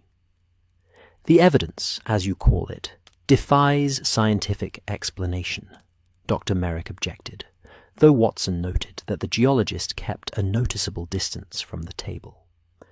"Wine does not spontaneously transform into whatever that substance is." "Perhaps not spontaneously," Holmes conceded, "but under specific conditions, or with certain catalysts." He turned suddenly to Mrs. Thorne. "You expected this, didn't you? Not Sir William's death, perhaps, but some manner of revelation centred on this gathering." All eyes turned to the innkeeper, who stood framed in the doorway, her expression inscrutable. "I expected the truth to emerge," she admitted quietly, "though not this particular truth, nor in this particular way." "What truth?" Watson asked, looking between Holmes and Mrs. Thorne. Instead of answering directly, Mrs. Thorne moved to stand beside the table, her gaze fixed on the glowing wine-glass. In local folklore, it's said that on certain nights, when the conditions are right, when the barrier between worlds grows thin, wine left in a glass will reveal a hidden truth about those who drank from it. Her voice had taken on a storyteller's cadence. If the wine turns clear and glows with an inner light, it reveals a soul stained with the blood of another. "Superstition?" Dr. Merrick scoffed, though his voice lacked conviction. "Perhaps," Mrs. Thorne acknowledged, "yet here we are, confronted with exactly such a phenomenon." "Folklore often contains kernels of observable truth, however misinterpreted," Holmes remarked. "In this case, I suspect we're witnessing not supernatural revelation, but a cleverly orchestrated chemical reaction designed to identify the presence of a specific substance." "You suggest the wine itself was designed as a detection method?" Watson asked, his medical mind already considering the possibilities. "A form of chemical test?" "Precisely," Holmes nodded, though whether the reaction was intended to reveal the poisoner or the poisoned remains to be determined. He turned his penetrating gaze on the gathered guests. "What is clear, however, is that someone in this room possesses knowledge beyond what they have shared. Someone who understood exactly what would happen when Sir William drank that particular wine." The library of the Briar Inn had become an impromptu gathering place, as Holmes directed the shell-shocked guests to assemble there while he secured the scene of the crime. The room suited its purpose well, spacious enough to accommodate the remaining company, yet sufficiently intimate to keep them within easy observation. Floor-to-ceiling bookshelves lined 3 walls, their contents suggesting the eclectic interests of generations of Thornes. Scientific treatises shelved alongside volumes on local folklore, leather-bound classics nestled against more modern publications on chemistry and botany. A fire crackled in the stone hearth, casting flickering shadows across the concerned faces of the gathered guests. Outside, the storm continued its assault, rain lashing against the diamond-paned windows, while wind howled around the eaves like a creature seeking entry. Watson stood near the door, observing the assembled company with the sharp eye of both a medical man and Holmes's longtime associate. Each person had responded differently to the shock of Sir William's death and the subsequent revelation in the dining room. The Countess maintained her composure with remarkable fortitude, though Watson noticed her hands trembled slightly as she accepted a glass of brandy from Tom. Dr. Merrick had retreated to a window seat, where he sat staring out at the storm, his weathered face set in lines of grim concentration. Reverend Harwick had found a Bible on one of the shelves and was turning its pages with distracted movements, his lips moving in what might have been silent prayer. Mr. Wellesley paced a small circuit near the fireplace, his silver-topped walking stick tapping a nervous rhythm on the wooden floor. Miss Marsh alone seemed actively engaged with her surroundings, her artist's eye cataloguing details as she made quick, furtive sketches in her notebook. Mrs. Thorne moved among them like a practiced hostess, offering comfort and refreshments, despite the extraordinary circumstances. Yet Watson detected a watchfulness in her manner, an alertness that suggested she was assessing reactions as carefully as he was. Holmes entered the library with characteristic abruptness, his tall figure silhouetted momentarily in the doorway, before he stepped into the pool of lamplight. In the hour since Sir William's death, Holmes had been a whirlwind of activity, examining the dining room with meticulous attention, securing samples of the transformed wine, and dispatching Tom to the nearest village with an urgent telegram to the local constabulary. "Ladies and gentlemen," Holmes began without preamble, "I regret to confirm that Sir William Berkeley died of poisoning. The evidence suggests it was administered during dinner, though the precise moment and method remain to be determined." A murmur of distress rippled through the room. Reverend Harwick closed his Bible with a soft thud. "Are you certain it was deliberate, Mr. Holmes? Could it not have been some dreadful accident, contaminated food that affected only Sir William due to a particular susceptibility?" "A reasonable hypothesis, Reverend, but one contradicted by the evidence," Holmes replied. "The specificity of action, the timing of onset, and most particularly the reaction observed in Sir William's wine-glass all point to deliberate intent." "That phenomenon with the wine," Dr. Merrick spoke up, his voice tight with suppressed emotion. "You suggested it was a chemical reaction, rather than the local superstition Mrs. Thorne described." "Indeed?" Holmes moved to the centre of the room, automatically assuming the posture of a lecturer. "What we observed was, I believe, a reaction designed to detect the presence of a specific substance. The wine itself served as an indicator. Much like litmus paper changes colour in the presence of acid or alkali." "But what substance could cause wine to glow?" Miss Marsh inquired, her scientific curiosity apparently overcoming her distress. "There are several possibilities," Holmes acknowledged. "Certain compounds derived from marine organisms exhibit bioluminescent properties. Extracts from specific fungi can produce similar effects under the right conditions. What is most significant, however, is that the reaction occurred post-mortem, suggesting it was designed not merely as a method of poisoning, but as a means of revelation." "Revelation of what, exactly?" Mr. Wellesley demanded, his cultured voice edged with tension. "Of guilt, perhaps," Holmes suggested, his keen gaze sweeping the room. "Or justice served. That depends entirely on the motive behind Sir William's murder." "Which brings us to a critical question," Watson interjected. "What possible motive could anyone have for poisoning Sir William? By all accounts, he was a country gentleman of unremarkable habits." A weighted silence fell over the room. Watson noted several exchanged glances among the guests, brief, significant looks that suggested knowledge held in common. "Sir William was known to us all," Mrs. Thorne finally said, her voice carefully measured, "though perhaps not all in the same capacity." "Indeed?" Holmes raised an eyebrow. "I had assumed this gathering was a chance assemblage of travellers, but your earlier comment suggested otherwise." "You selected your guests with purpose, Mrs. Thorne.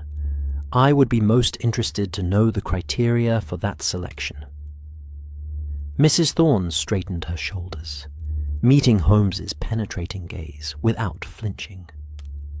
"Each person in this room has a connection to an event that occurred 5 years ago, an event in which Sir William played a significant role." "What sort of event?"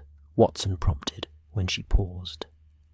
"A death," the Countess answered before Mrs. Thorne could continue, her accented voice cut through the room like a blade.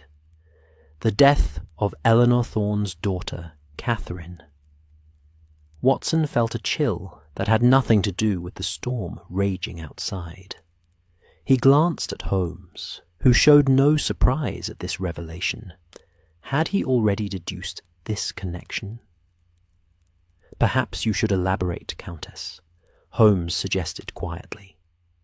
The Countess's amber eyes reflected the firelight as she turned toward Holmes. "Catherine Thorne was found dead on the moor 5 years ago, Mr. Holmes. The official finding was death by misadventure, exposure to the elements exacerbated by a fall. But there were circumstances that suggested other possibilities." "Catherine was an experienced walker," Mrs. Thorne continued, her composure slipping slightly to reveal the grief that clearly still haunted her. "She knew the moors as well as anyone. The idea that she would become lost, especially on a clear summer evening, was absurd." "She was also a gifted botanist," Miss Marsh added softly. "We corresponded regularly about specimen collection and illustration techniques.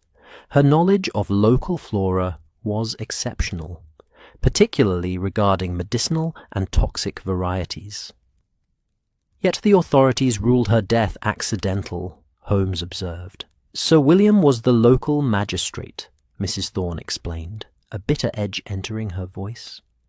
"He oversaw the inquest and was instrumental in establishing the official narrative, despite evidence that suggested foul play." "What evidence?" Watson asked. Mrs. Thorne hesitated, then crossed to one of the bookshelves. She extracted what appeared to be a journal bound in faded green leather. "Catherine's field notebook. She made her final entry on the day she died." She opened it to a marked page and handed it to Holmes. Holmes scanned the page quickly, his expression betraying nothing. "Interesting," he murmured. "Your daughter made note of meeting someone on the moor. Arranged in advance, it seems. The entry ends mid-sentence." "She was meticulous in her documentation," Mrs. Thorne said. "That incomplete entry was completely out of character." "And the identity of this person she planned to meet?" "Not specified," Mrs. Thorne admitted. "But Catherine had been conducting research into certain properties of local plant species, research that had attracted attention from various quarters." "What kind of research?" Watson inquired. "Pharmaceutical applications," Dr. Merrick supplied unexpectedly. Specifically, she was investigating compounds found in certain moorland fungi, compounds with potential applications as both medicine and, in different concentrations, potent toxins. Holmes's gaze sharpened. "You were familiar with her work, Dr. Merrick?" The geologist shifted uncomfortably. "I provided some assistance regarding soil samples and environmental conditions that promoted the growth of the specimens she was studying. My expertise in local geological formations was relevant to her research." "Catherine believed she had discovered something significant," Mrs. Thorne continued.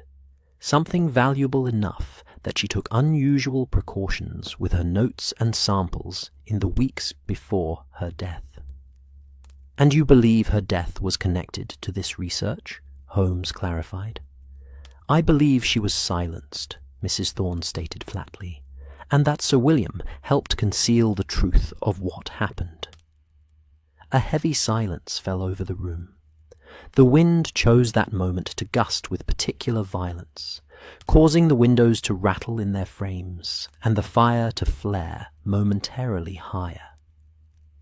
"This gathering, then," Holmes said after a thoughtful pause, "was designed to bring together those connected to Catherine's research and death.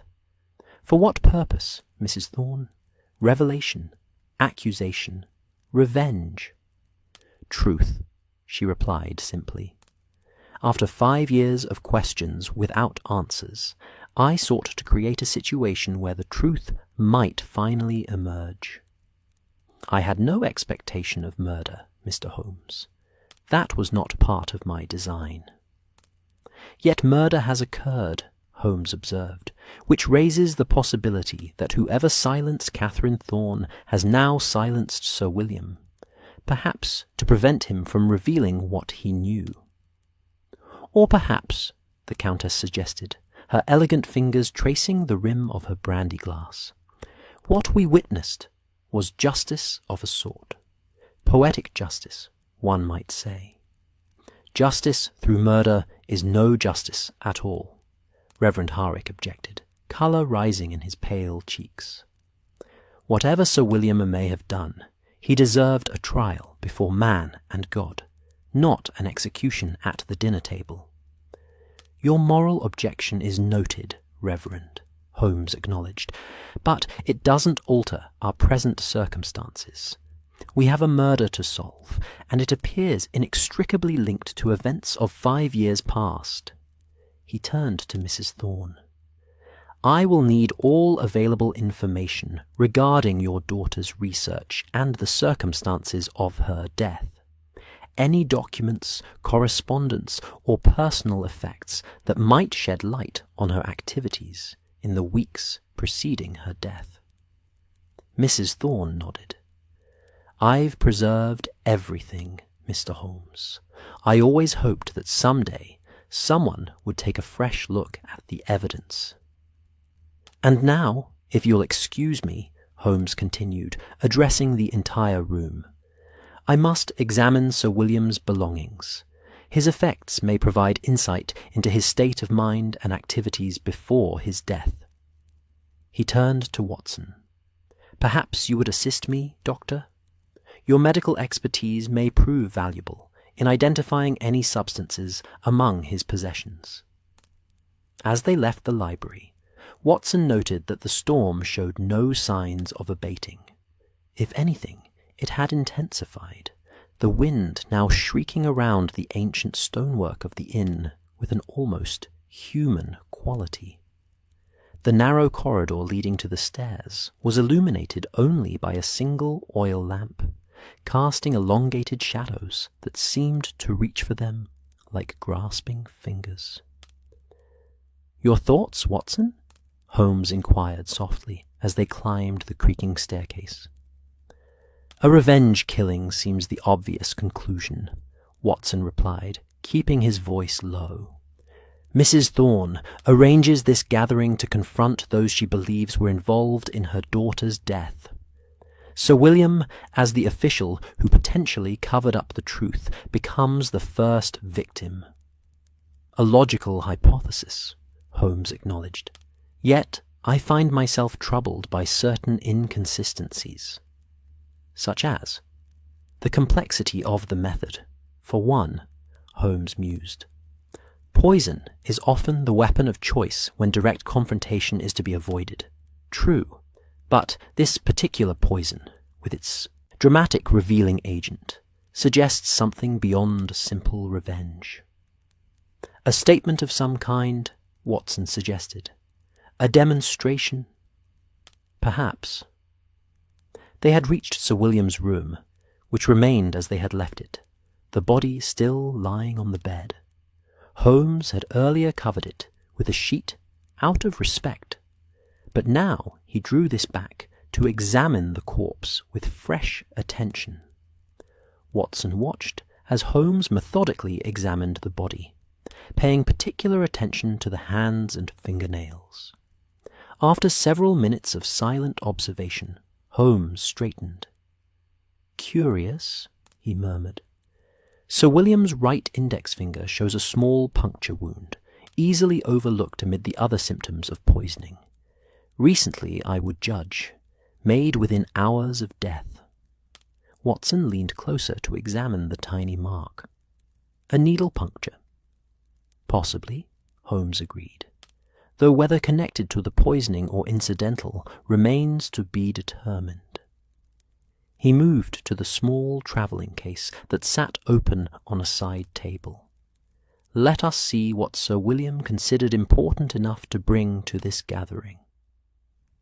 The case contained the usual personal effects one would expect from a gentleman of Sir William's station. toiletries, a change of clothes, a small leather-bound volume that proved to be a personal diary. Holmes leafed through this with careful attention, pausing occasionally to read an entry more closely. "Anything of note?" Watson inquired.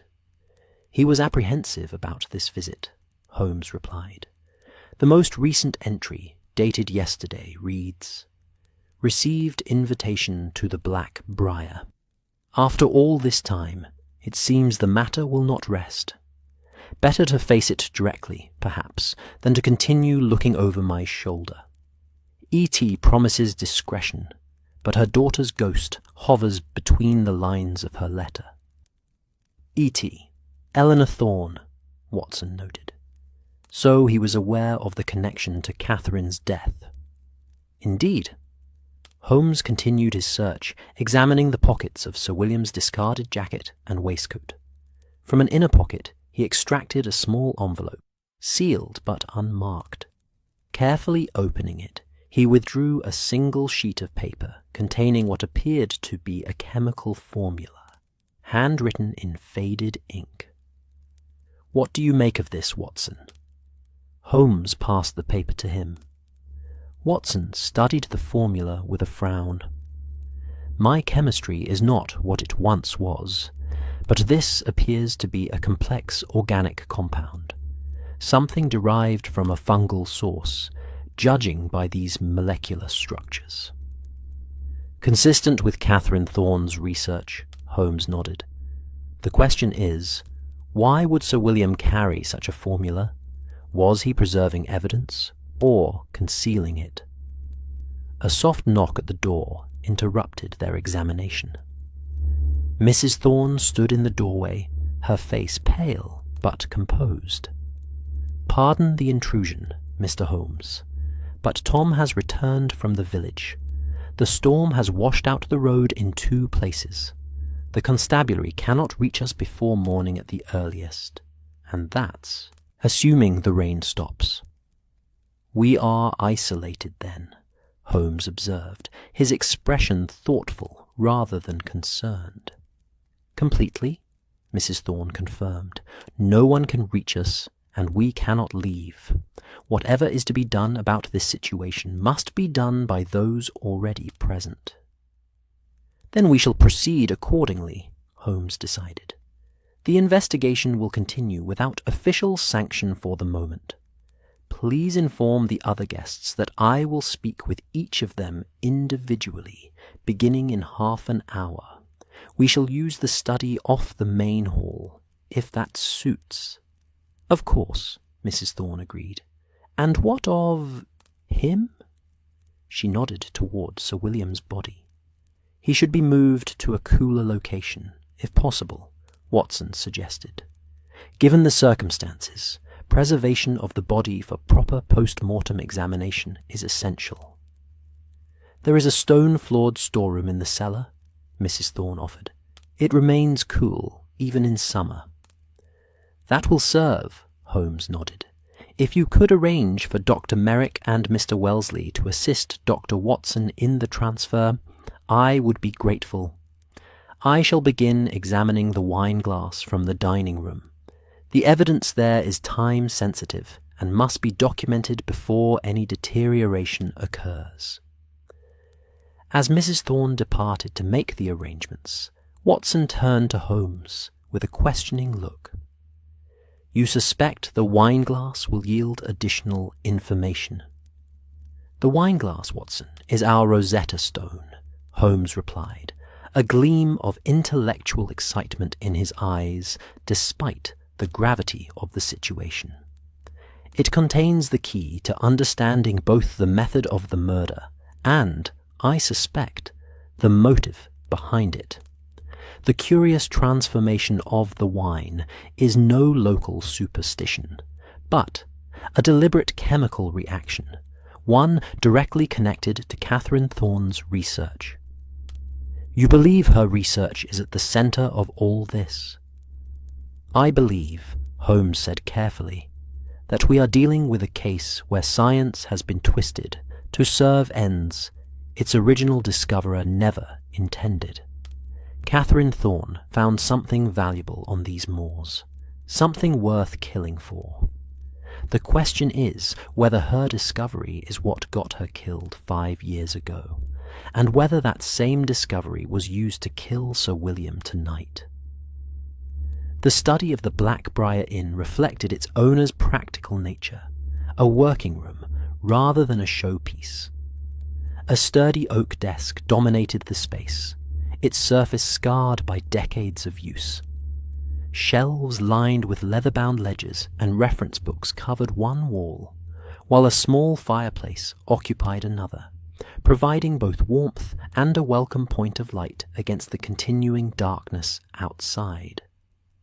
The storm had settled into a steady, relentless rhythm, the earlier dramatic thunderclaps giving way to a persistent downpour that drummed against the mullioned windows like impatient fingers. Holmes had arranged the room to his liking. A comfortable armchair for his interviewees positioned where the firelight would illuminate their faces, his own seat situated to remain partially in shadow. A small side table held his notebook, a magnifying glass, and the curious wineglass from the dining room, now carefully preserved under an inverted bell jar. "You've created quite the inquisition chamber," Watson observed as he entered, closing the door softly behind him. Holmes looked up from his contemplation of the wineglass. "Theatrics have their uses in investigation, Watson. People reveal themselves differently when they feel they are on a stage." "Sir William has been moved to the cellar storeroom," Watson reported. "Cool and dry, as you requested. I've taken additional samples of bodily fluids for later analysis and noted the progression of post-mortem changes." "Excellent," Holmes nodded. "Did you observe anything of note during the transfer?" "Only that Dr. Merrick seemed unusually interested in examining Sir William's hands," Watson replied. "When I inquired, he claimed professional curiosity about the cyanosis." "Did he indeed?" Holmes's eyebrow arched slightly. "An interesting focus for a geologist." "My thoughts precisely." Watson moved closer to examine the preserved wineglass. "Have you made progress with this curiosity?" "Some," Holmes acknowledged. "The luminescence has faded significantly, but the crystalline pattern in the condensation remains. Most remarkable is that the liquid, while appearing clear, contains microscopic particles in suspension, visible only under magnification." "Fungal spores?" "Perhaps, though unusually regular in form for natural spores. I've preserved samples for more detailed analysis when we return to London." Holmes leaned back in his chair, steepling his fingers beneath his chin. "But, for now, we must focus on the human elements of this puzzle. Mrs. Thorne should be bringing our first interviewee momentarily." As if summoned by his words, a gentle knock sounded at the door. Mrs. Thorne entered, followed by Miss Marsh, the botanical illustrator. The young woman's earlier composure had given way to a visible tension, her hands clasped tightly before her, knuckles white with strain. "Miss Marsh has agreed to speak with you first, Mr. Holmes," Mrs. Thorne announced. "Shall I remain?" "Thank you, no," Holmes replied smoothly. "I believe Miss Marsh and I will converse more freely in private. Perhaps you could ensure that the other guests remain comfortable in the library." After Mrs. Thorne departed, Holmes gestured to the armchair by the fire. "Please, make yourself comfortable, Miss Marsh." She sat with the careful precision that Watson had observed in her movements before, an economy of motion that suggested both self-discipline and heightened awareness. In the firelight, her features showed a delicate beauty that her reserved manner had previously obscured. "You were acquainted with Catherine Thorne," Holmes began without preamble. "Yes," she replied, her voice steady despite her evident nervousness. "We corresponded regularly for nearly 2 years before her death. Our shared interest in botanical illustration brought us together. Professional colleagues, then, rather than personal friends." The line blurred over time, Miss Marsh admitted. Our letters evolved from discussions of technique and specimens to more personal matters. Catherine was one of the few people who understood my passion for scientific accuracy in illustration. "Did she share details of her research with you?" Holmes inquired, his tone conversational. Miss Marsh hesitated, her gaze dropping to her hands. "Some aspects. She was naturally cautious about her most significant findings until they could be properly documented and verified." "Yet you seem to have specific knowledge about her work with fungi," Holmes observed. "You mentioned this earlier in the library." "Catherine discovered a previously uncatalogued species," Miss Marsh explained, looking up to meet Holmes's gaze directly. "A fungus that grows only in very specific conditions, found in certain areas of the Devonshire moors. It requires a particular soil chemistry combined with the presence of specific minerals, which is why she consulted Dr. Merrick about geological formations." "And the significance of this fungus?" Holmes prompted. "It produces a compound with remarkable properties," Miss Marsh continued, her professional interest momentarily overcoming her caution. "In minute doses, it acts as a powerful analgesic, more effective than morphine, but without the attendant respiratory suppression or addictive qualities. In larger amounts," she trailed off. "It becomes toxic," Holmes finished, "as we witnessed with Sir William." She nodded grimly. Catherine was developing methods to safely extract and standardize the beneficial compounds while neutralizing the toxic elements. She believed it could revolutionize pain management in medicine. "A valuable discovery indeed," Holmes observed, "one that would have considerable commercial potential." "Catherine wasn't interested in profit," Miss Marsh said quickly. "She wanted her research to benefit humanity. That's why she was so careful about documenting everything properly before publication. Yet someone might have seen the monetary potential regardless of her intentions," Holmes suggested. "Did she mention any interest in her work from outside parties?" Miss Marsh's expression grew troubled. "In her last letter to me, she mentioned being approached by someone who offered funding to continue her research privately, rather than through academic channels. She was conflicted about the proposal." "Did she identify this individual?" "Not by name," Miss Marsh replied.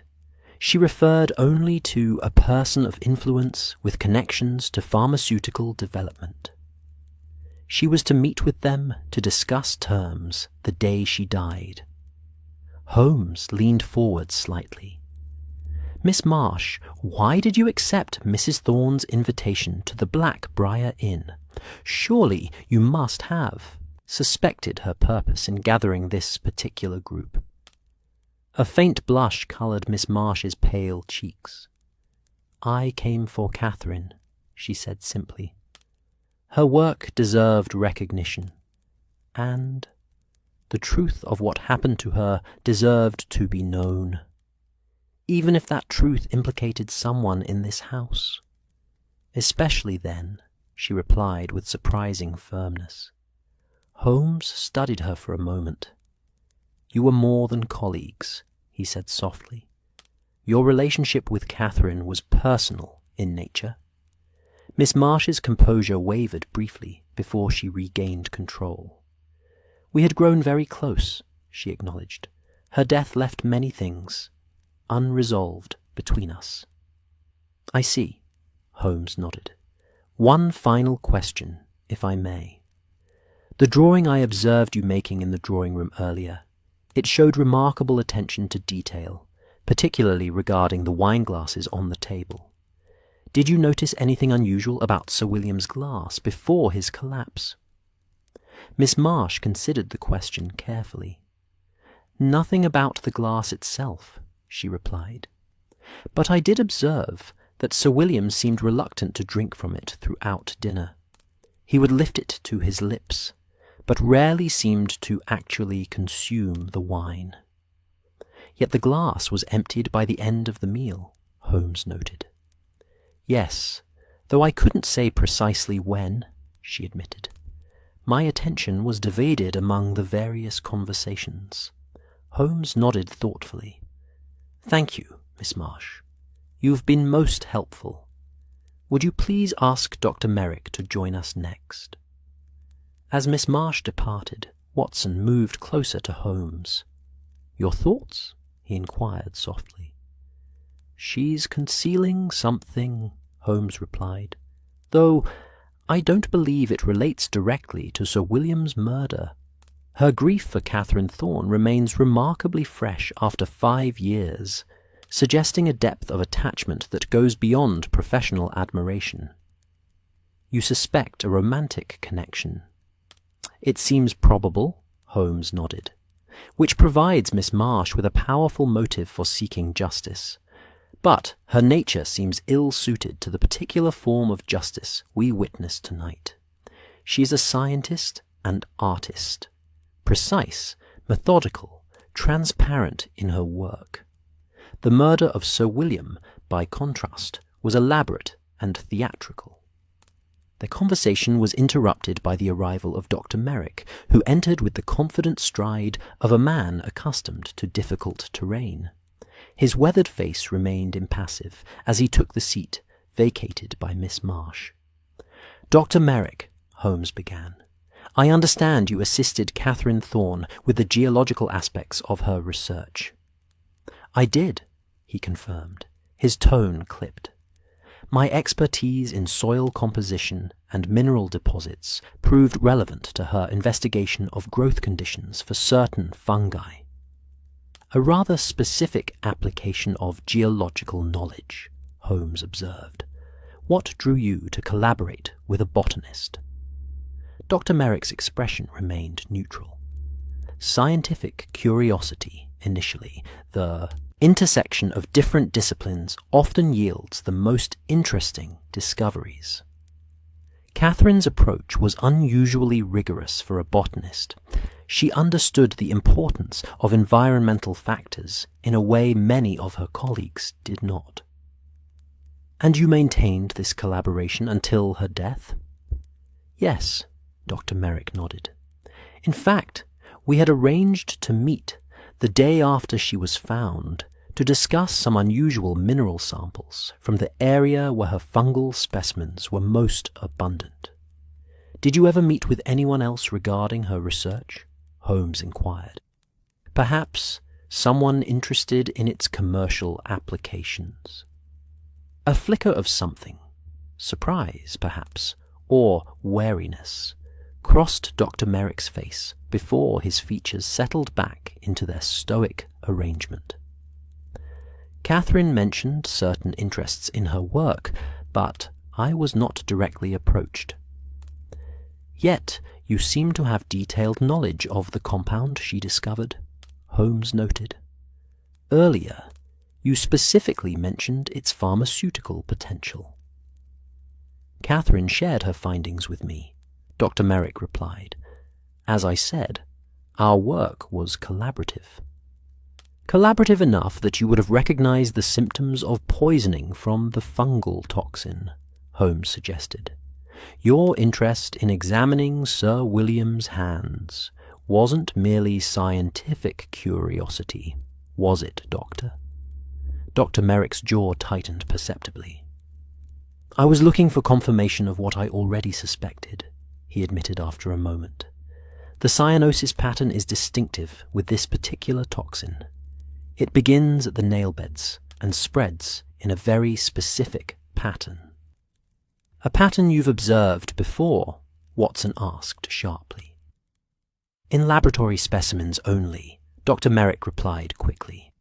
Catherine conducted controlled experiments with mice to determine toxicity thresholds. The effects were similar to what we witnessed in Sir William, though obviously on a smaller scale. Holmes leaned forward, his gaze intensifying. Dr. Merrick, do you believe Catherine Thorne's death was connected to her research?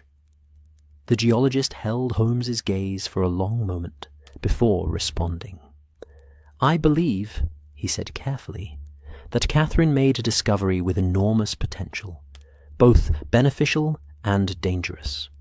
Whether that directly led to her death, I cannot say with certainty, but the timing was suggestive.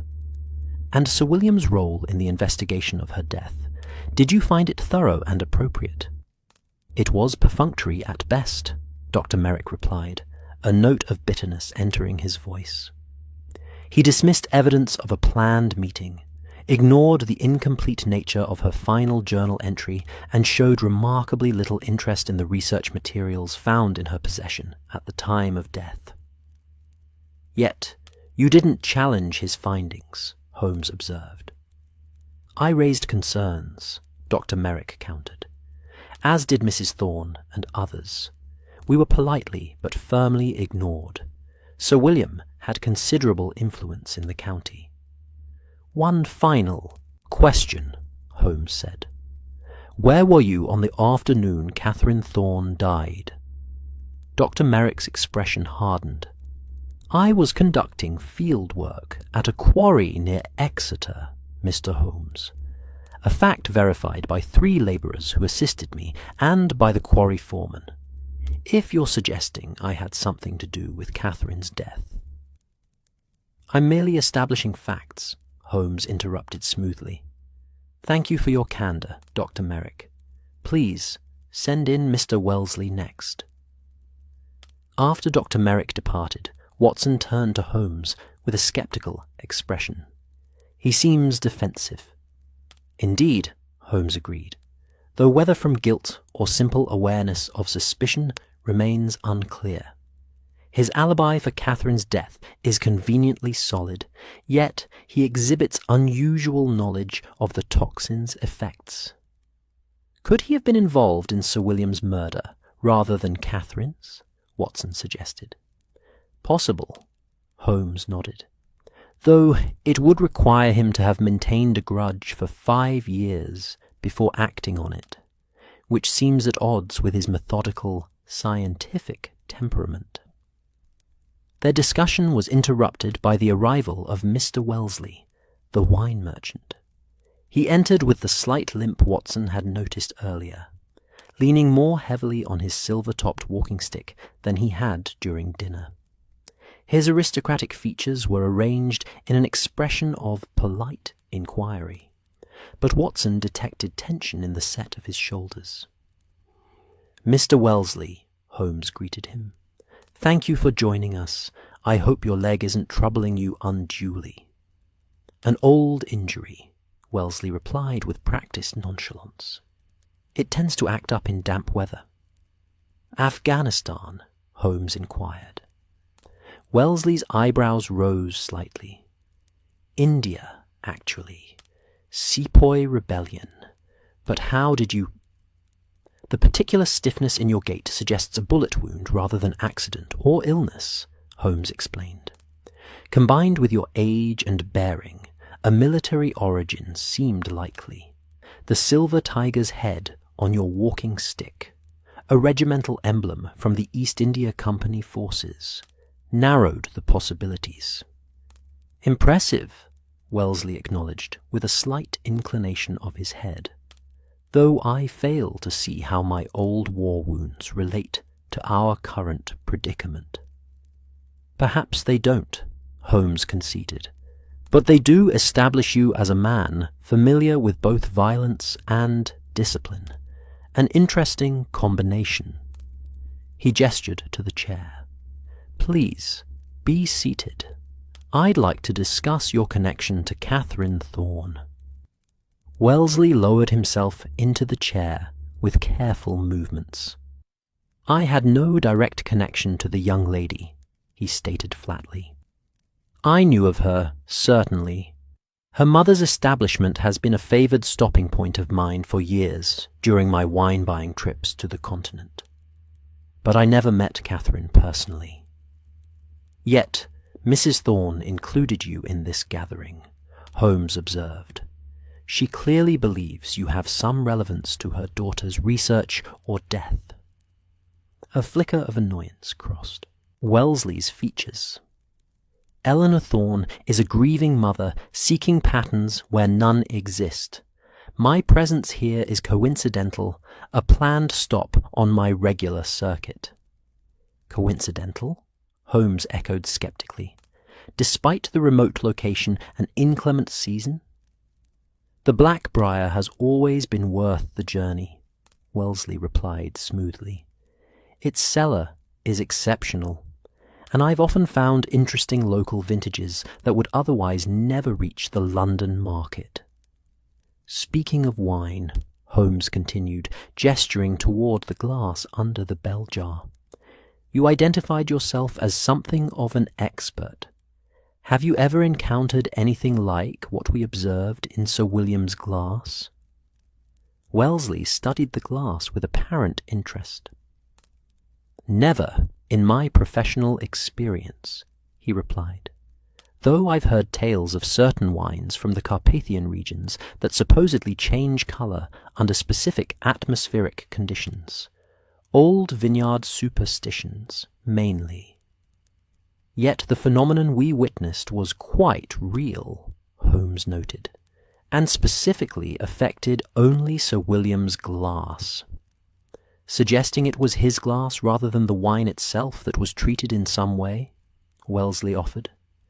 "Perhaps a residue on the crystal that reacted with the wine over time." Holmes's expression sharpened with interest. "An astute observation, Mr. Wellesley. Do you have some knowledge of chemistry?" "Amateur interest only," Wellesley replied with a dismissive wave. "One picks up various bits of knowledge over the years in the wine trade. Fermentation is a chemical process, after all." "Indeed," Holmes nodded. "Tell me, in your amateur explorations of chemistry, have you ever encountered compounds derived from fungi?" The question hung in the air for a moment, the silence broken only by the persistent drumming of rain against the windows and the soft crackle of the fire. Wellesley's expression remained carefully neutral, but Watson noticed a slight tightening around his eyes. "I can't say that I have, beyond the ordinary role of yeasts in fermentation," Wellesley finally replied. "Is that relevant to Sir William's death?" "Potentially," Holmes acknowledged. "One final question, if you please. Were you acquainted with Sir William before this gathering?" "We had met at various social functions over the years," Wellesley said. "London clubs, primarily. We weren't close, but we moved in some of the same circles." "I see." Holmes made a brief note in his notebook. "Thank you, Mr. Wellesley. Your insights have been most helpful. Please ask the Countess to join us next." After Wellesley departed, Watson moved to stand beside Holmes. "He's concealing something," Watson observed quietly. "His explanation for being here seems particularly thin." "Indeed," Holmes agreed, "and his suggestion about a treated glass is interesting, not for its scientific merit, which is dubious, but for the fact that he immediately sought to direct attention to the glass, rather than the wine or Sir William himself. You think he's involved in the murder?" "He certainly has the temperament for it," Holmes mused. "Military training, familiarity with discipline and planning, knowledge of chemistry beyond what he admits. But the motive remains unclear. What connection could a wine merchant have to Catherine Thorne's fungal research?"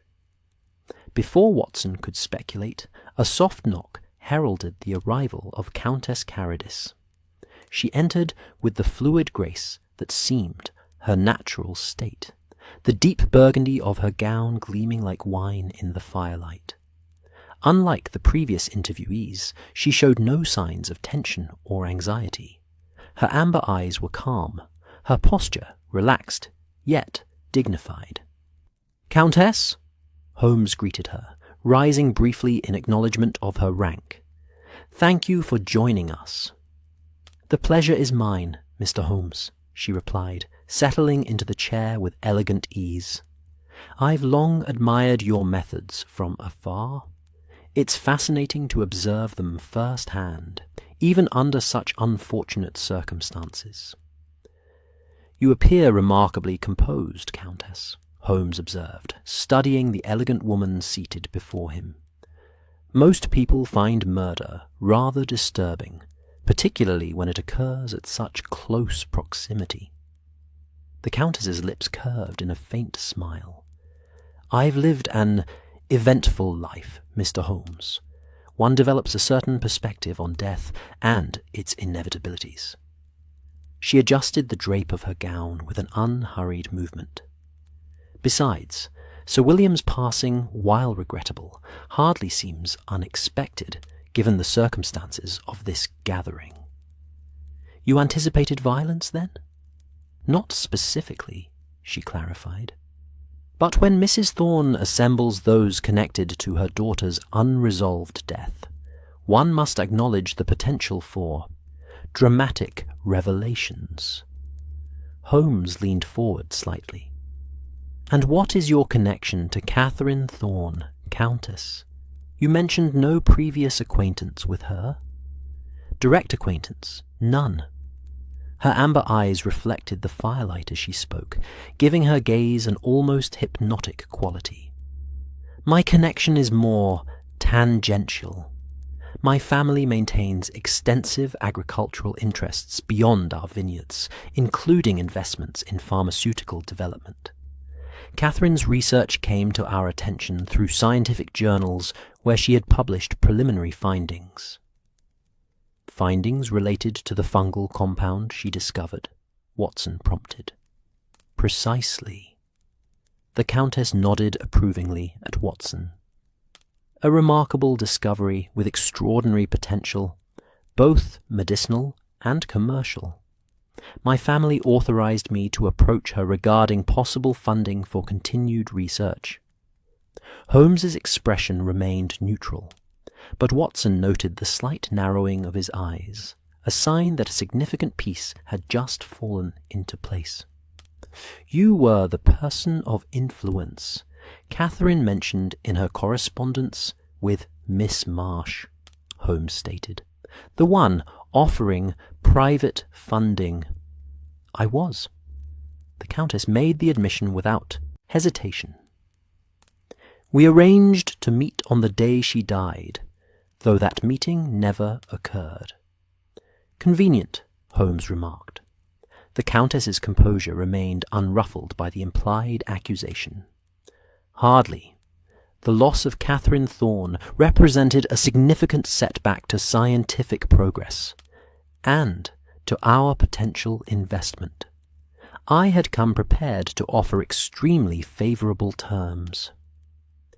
"Where were you when she died?" Holmes asked directly. "In London. We are meeting with our legal representatives to finalize the proposal," she replied. "My presence there is well documented, Mr. Holmes, as I'm sure your inquiries will confirm." "And Sir William? What was your connection to him?" "No personal connection," the Countess replied, "though I was aware of his role in determining the official cause of Catherine's death, an investigation many considered inadequate." "Including yourself?" "I form opinions based on evidence, Mr. Holmes. The evidence suggested Catherine's death warranted more thorough investigation than it received." She leaned forward slightly, her gaze direct. "But if you're asking whether I poisoned Sir William in some elaborate scheme of delayed justice, I must disappoint you. I prefer more direct methods when confrontation is required." "A remarkably candid statement," Holmes observed. The Countess smiled, a genuine expression that transformed her features. "Life is too short for unnecessary evasions, Mr. Holmes. I've found honesty, strategically applied, to be far more effective than deception in most situations." Strategic honesty, Holmes echoed. An interesting philosophy. "Tell me, Countess, with your extensive knowledge of viticulture, have you ever encountered a phenomenon like what we observed with Sir William's wine?" She considered the preserved glass with evident interest. "Never in legitimate winemaking," she replied carefully, "though there are historical preparations known in certain remote regions, ritual concoctions rather than true wines, used in various folk traditions to identify guilt." "Fascinating," Holmes murmured. "Might these traditions originate in your native Greece?" "Some of the oldest," she acknowledged, though similar practices existed throughout the Mediterranean and Eastern Europe. Ancient methods of determining guilt when conventional evidence was lacking. Her gaze returned to Holmes. "But surely you don't suggest some ancient ritual was employed here?" "I suggest nothing so supernatural," Holmes replied. "Merely that old folk remedies and rituals often contain practical elements, chemical reactions, and natural phenomena that were understood empirically long before modern science could explain them." "A reasonable assessment," the Countess nodded. "Knowledge travels curious paths through history, often disguised as superstition." Holmes made a brief note before continuing. "One final question, if I may. After Catherine's death, did you or your family pursue her research through other channels?" A shadow passed briefly across the Countess's features, so quickly that Watson might have missed it had he not been watching closely. "We attempted to," she replied, "but Catherine's methods and findings proved difficult to replicate without her direct guidance. The specific fungal species she identified requires precise conditions to cultivate successfully, and her notes on extraction techniques were incomplete." "Or perhaps deliberately obscured," Holmes suggested. "Perhaps," the Countess agreed. "Catherine was cautious about protecting her work until proper patents could be secured. A wise precaution, given its value." Holmes nodded thoughtfully. "Thank you, Countess. You've been most forthcoming. Would you please ask Reverend Harwick to join us next?" After the Countess had departed, Watson turned to Holmes with raised eyebrows. Strategic honesty. An effective approach when one has nothing to hide, or when what one wishes to hide is concealed by apparent openness about everything else, Holmes replied. "The Countess is remarkably direct about her interest in Catherine's research, yet somewhat vague about her family's subsequent attempts to continue that work. You suspect she knows more than she's revealing. I suspect everyone in this house knows more than they're revealing, Watson," Holmes said with a thin smile. "The question is, which concealed knowledge is relevant to our current investigation?" A soft knock preceded the entrance of Reverend Harwick. The clergyman's earlier composure had noticeably deteriorated. His clerical collar appeared slightly askew, and a faint sheen of perspiration shone on his forehead, despite the moderate temperature of the study. "Reverend," Holmes greeted him, "thank you for joining us. Please, be seated." Harwick lowered himself into the chair with care, his hands fidgeting briefly with the edges of his sleeves, before settling in his lap. "This is a most distressing situation, Mr. Holmes," he began. "To think that murder has occurred under this roof. It weighs heavily on one's spiritual sensibilities." "Indeed," Holmes agreed, his tone neutral. "Yet, You seemed unsurprised by Mrs. Thorne's revelation about the purpose of this gathering. You were aware of the connection to Catherine Thorne's death. The Reverend hesitated, then nodded. Mrs. Thorne confided in me some weeks ago. As her spiritual adviser, I was privy to her lingering grief and her desire for resolution. Resolution through confrontation, Holmes asked. Through truth, Harwick corrected gently. Eleanor sought only to bring those connected to Catherine's research together, hoping that in direct conversation certain inconsistencies might be resolved. I counselled against expectations of dramatic revelations, but supported her need for answers. A compassionate approach, Holmes acknowledged, yet you accepted the invitation yourself, suggesting some personal interest in the matter beyond pastoral concern. Harwick's gaze dropped momentarily to his hands. I officiated at Catherine's funeral, he said quietly, and in the course of comforting her mother, became familiar with the circumstances of her death. The discrepancies between the official finding and the evidence troubled my conscience. In what specific way? Holmes pressed. Catherine was a devout young woman, Harwick replied. She attended services regularly and often sought guidance regarding the ethical implications of her research. The suggestion that she would venture onto them more unprepared, particularly when she had arranged an important meeting, struck me as entirely out of character. Did she discuss this meeting with you before her death? Holmes asked. Not directly, the Reverend admitted, though she did seek counsel about a decision she faced, whether to pursue her research through academic channels with results available to all, or to accept private funding that might restrict access but accelerate development. And your advice? I reminded her that gifts from God are meant to benefit all his children, Harwick replied, while acknowledging that practical considerations sometimes require compromise. Holmes nodded thoughtfully. During dinner, you mentioned a local legend about a spectral hound that hunts those who have escaped justice, an unusual topic for a man of the cloth to introduce. Harwick shifted uncomfortably. Perhaps it was inappropriate, given the setting. The legend simply came to mind when Sir William mentioned hunting. Local folklore often contains moral elements that parallel biblical teachings about ultimate justice. You directed that comment specifically toward Mr. Wellesley, Holmes observed. Why? The Reverend's discomfort visibly increased. Did I? I wasn't aware of any specific direction in my remarks. Reverend Harwick, Holmes said quietly but firmly, I believe you know more about the connections between the guests at this gathering than you've admitted.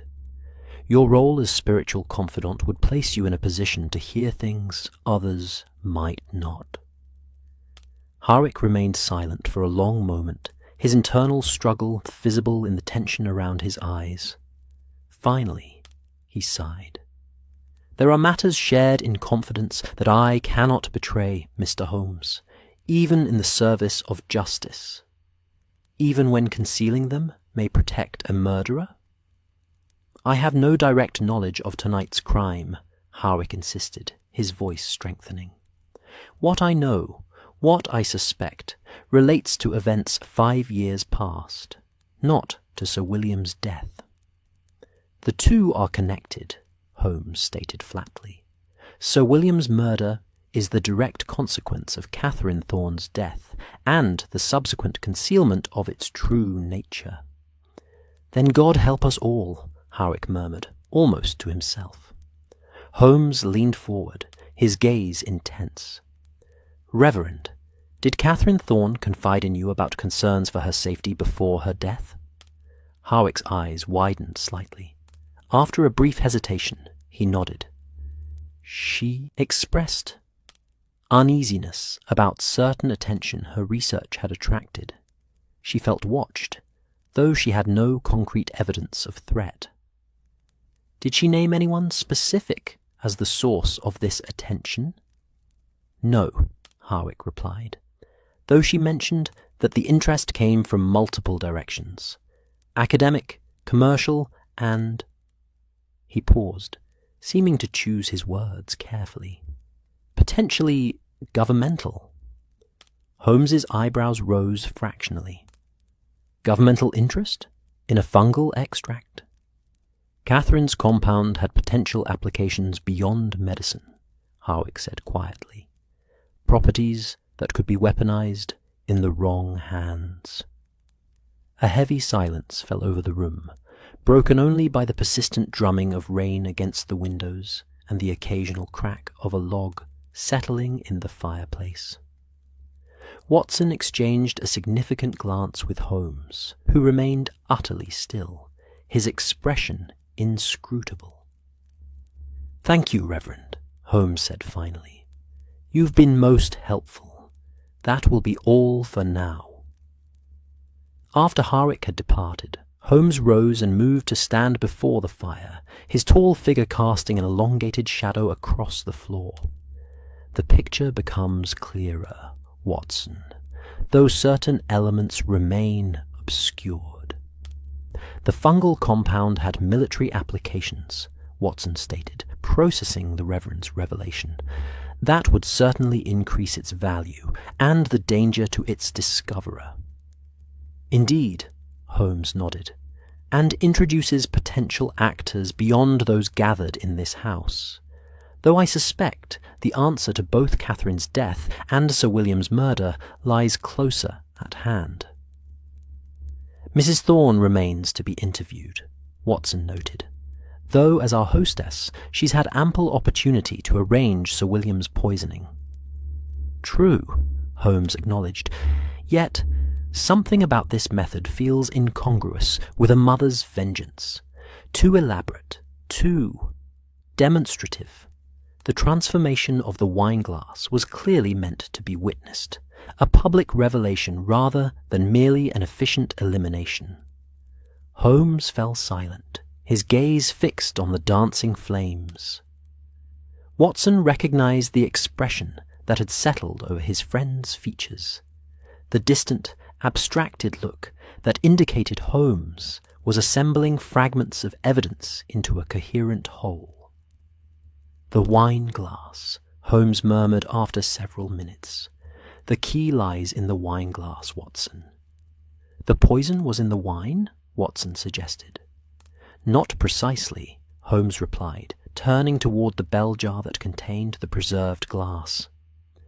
"Consider the facts.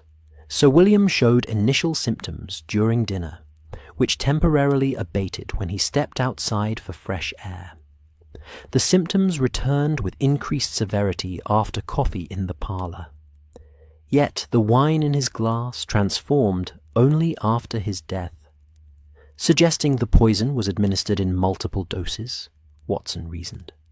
Perhaps initially in the wine, then more potently in his coffee or brandy. "A logical hypothesis," Holmes nodded. "But it fails to account for Miss Marsh's observation that Sir William rarely actually drank from his wineglass during dinner, despite lifting it to his lips repeatedly." Watson frowned. "Are you suggesting he knew the wine was poisoned?" "Or suspected it might be," Holmes replied. "Given the purpose of this gathering and his role in concealing the truth about Catherine's death, a certain caution would be natural." A sharp knock interrupted their discussion. Tom entered, his young face flushed with exertion. "Begging your pardon, Mr. Holmes, but Mrs. Thorne asks if you've finished with your interviews.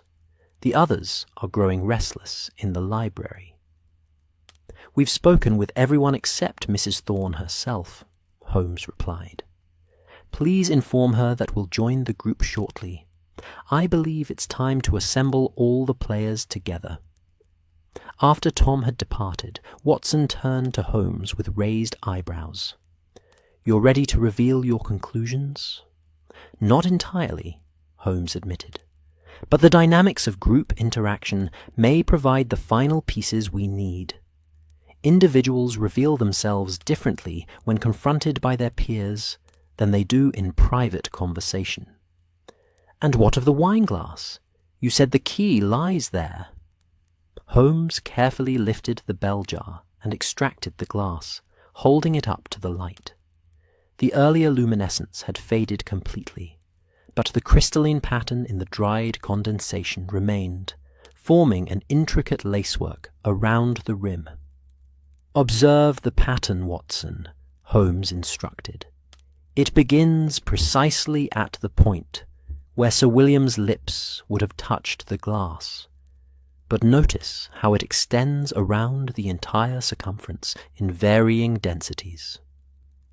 Watson leaned closer, studying the delicate frost-like formation. "It's thicker on one side than the other," he noted.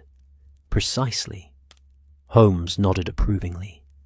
"The pattern suggests Sir William lifted the glass repeatedly, positioning it at different points around the rim, but rarely, if ever, actually allowing the liquid to pass his lips.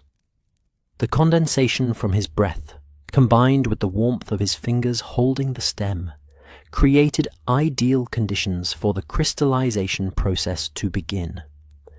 "But what triggered the transformation of the wine itself?" Watson pressed. "That occurred after his death, when the glass had been sitting untouched for some time." Holmes's eyes gleamed with the excitement of intellectual pursuit. "That, my dear Watson, is the most fascinating aspect. The poison was never in the wine. It was on the glass itself." "A contact poison?" Watson's medical mind raced through the possibilities. "Absorbed through the skin of his lips or fingertips?" "More ingenious than that," Holmes replied. "Consider a substance applied to the rim of the glass, colorless, odorless, seemingly harmless in isolation. Each time Sir William raised the glass to his lips, he absorbed a minute quantity, insufficient to cause immediate harm, but accumulating with each contact. Meanwhile, his breath created condensation that gradually dissolved trace amounts into the wine itself." "But the full transformation occurred only after his death," Watson pointed out. "Because the final catalyst was missing until that moment," Holmes explained, his voice taking on the precise tone he adopted when unraveling a particularly elegant puzzle. "The compound required a specific chemical reaction to complete its transformation, a reaction triggered by the cessation of Sir William's breath on the glass and the gradual cooling of the wine as it returned to room temperature." "Ingenious," Watson breathed, "and fiendishly calculated." "Indeed," Holmes agreed, carefully returning the glass to its place beneath the bell jar. "The murder weapon was not simply poison, but time itself, the gradual accumulation of toxins combined with a delayed reaction designed to reveal itself only after the deed was done. A method requiring intimate knowledge of both Catherine's fungal compound and its unique properties." "Do you know who is responsible?" Watson asked quietly. Holmes's expression grew somber. "I have a theory, but certain elements remain to be confirmed. And for that, we need the final participant in our drama." He moved toward the door. "Come, Watson. It's time to confront the assembled company with what we've learned. The storm outside may continue, but the storm within this house is about to break." The library had taken on a tension-filled atmosphere during Holmes and Watson's absence. The guests had arranged themselves in separate corners of the room, each maintaining a careful distance from the others, as if proximity might imply conspiracy. Only Mrs. Thorne moved freely among them, performing her duties as hostess with mechanical precision despite the extraordinary circumstances. As Holmes and Watson entered, all conversation ceased. eyes turned expectantly toward the detective, who stood framed in the doorway for a moment, his keen gaze sweeping across the assembled faces. "Ladies and gentlemen," Holmes began without preamble, "I appreciate your patience during my preliminary inquiries. The situation we face is both unusual and grave. Sir William Bartley was murdered through an elaborate method involving a toxin derived from the very fungal compound that Catherine Thorne discovered 5 years ago. A ripple of reaction moved through the room. A sharp intake of breath from Miss Marsh, a barely perceptible nod from Dr. Merrick, a tightening of Wellesley's grip on his walking stick. Only the Countess remained utterly still, her amber eyes fixed on Holmes with intense focus. "The poison was administered gradually," Holmes continued, "through repeated contact with a substance applied to his wine-glass, a substance that remained inert until specific conditions triggered its transformation. This method required not only access to Catherine's compound, but intimate knowledge of its properties and behavior under various conditions." "Are you suggesting one of us is responsible?" Reverend Harwick asked, his voice strained. "I am suggesting," Holmes replied carefully, "that the answer to Sir William's murder lies in understanding Catherine Thorne's death 5 years ago, and the subsequent suppression of her research. The two events are inextricably linked." Mrs. Thorne stepped forward, her face pale but composed. "Then perhaps it's time I shared what I know," she said quietly. "What I've suspected all these years, but could never prove." All eyes turned to the innkeeper as she moved to stand beside the fireplace, the dancing flames casting dramatic shadows across her features. "My daughter made a discovery that could have changed medicine forever," she began, her voice steady despite the emotion evident in her eyes. "But she also recognized its potential for harm in the wrong hands. In her final weeks, she became increasingly cautious, hiding samples, encoding her notes, trusting no one completely." "Not even you?" Holmes inquired gently. "Catherine sought to protect me through ignorance," Mrs. Thorne replied. "She told me only that powerful interests had approached her, offering funding in exchange for exclusive rights to her discovery. She was torn between the potential for good and the risk of misuse." "Did she name these interests?" Holmes pressed. "Not specifically," Mrs. Thorne shook her head, "though she mentioned a connection to military applications that troubled her deeply. The morning she died, she told me she had made her decision and would meet with the interested party that afternoon to deliver her answer." "Which was?" Holmes prompted. "To decline the private offer," Mrs. Thorne stated firmly.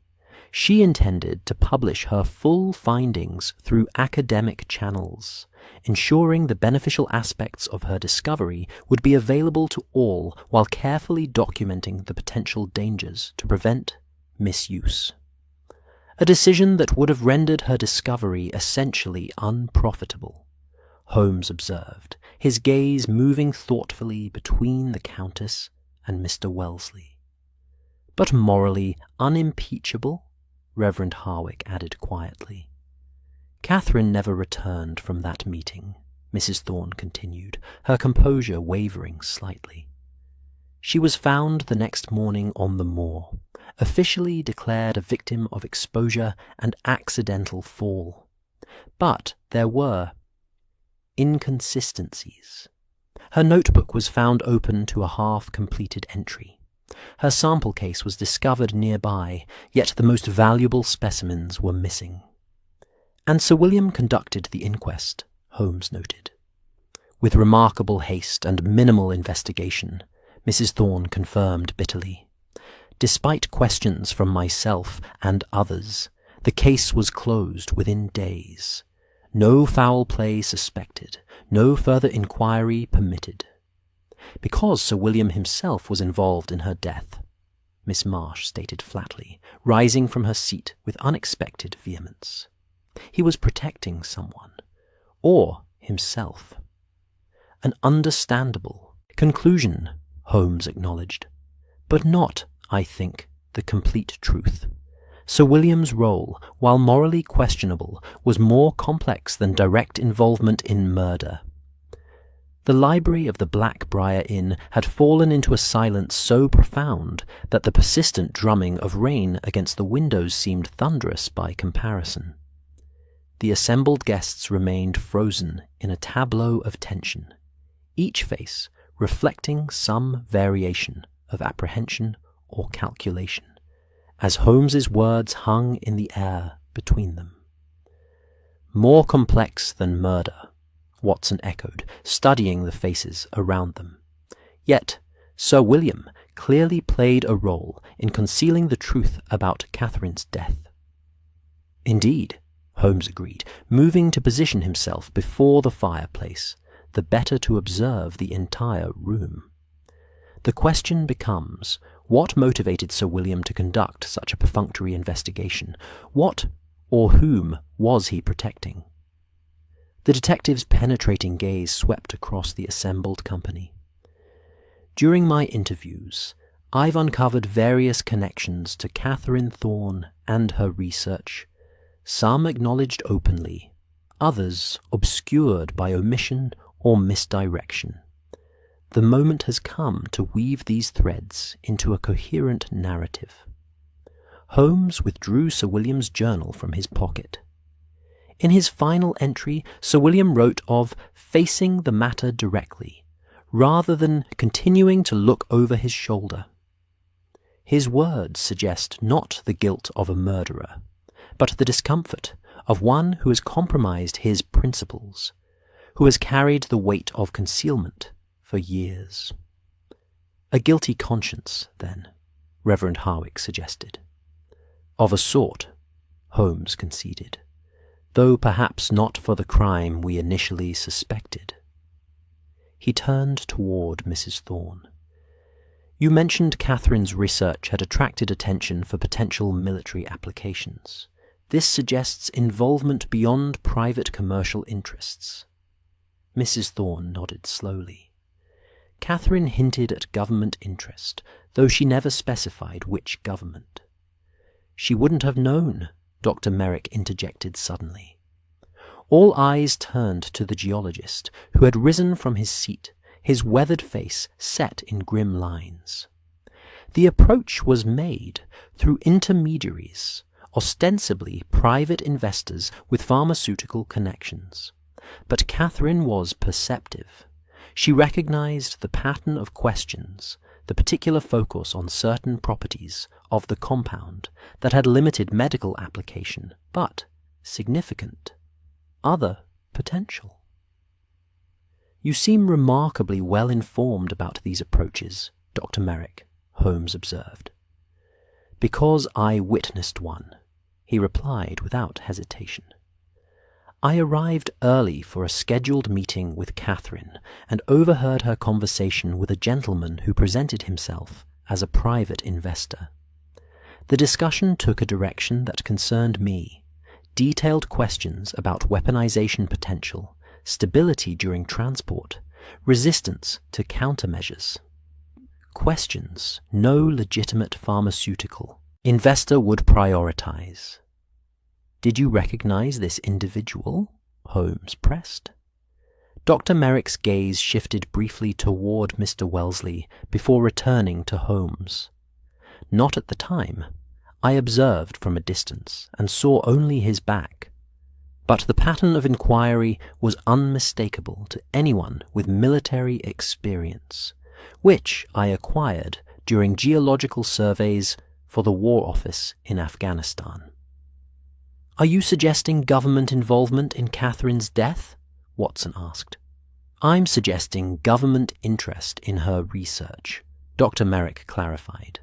Whether that interest extended to eliminating her when she decided to publish openly is the question that has haunted me for 5 years. Holmes nodded thoughtfully. A question that brings us to the curious role of Sir William in this affair. As magistrate, he would have connections to various government departments. His hasty conclusion of the inquest suggests external pressure, or, perhaps, internal conflict between his official duties and his personal ethics.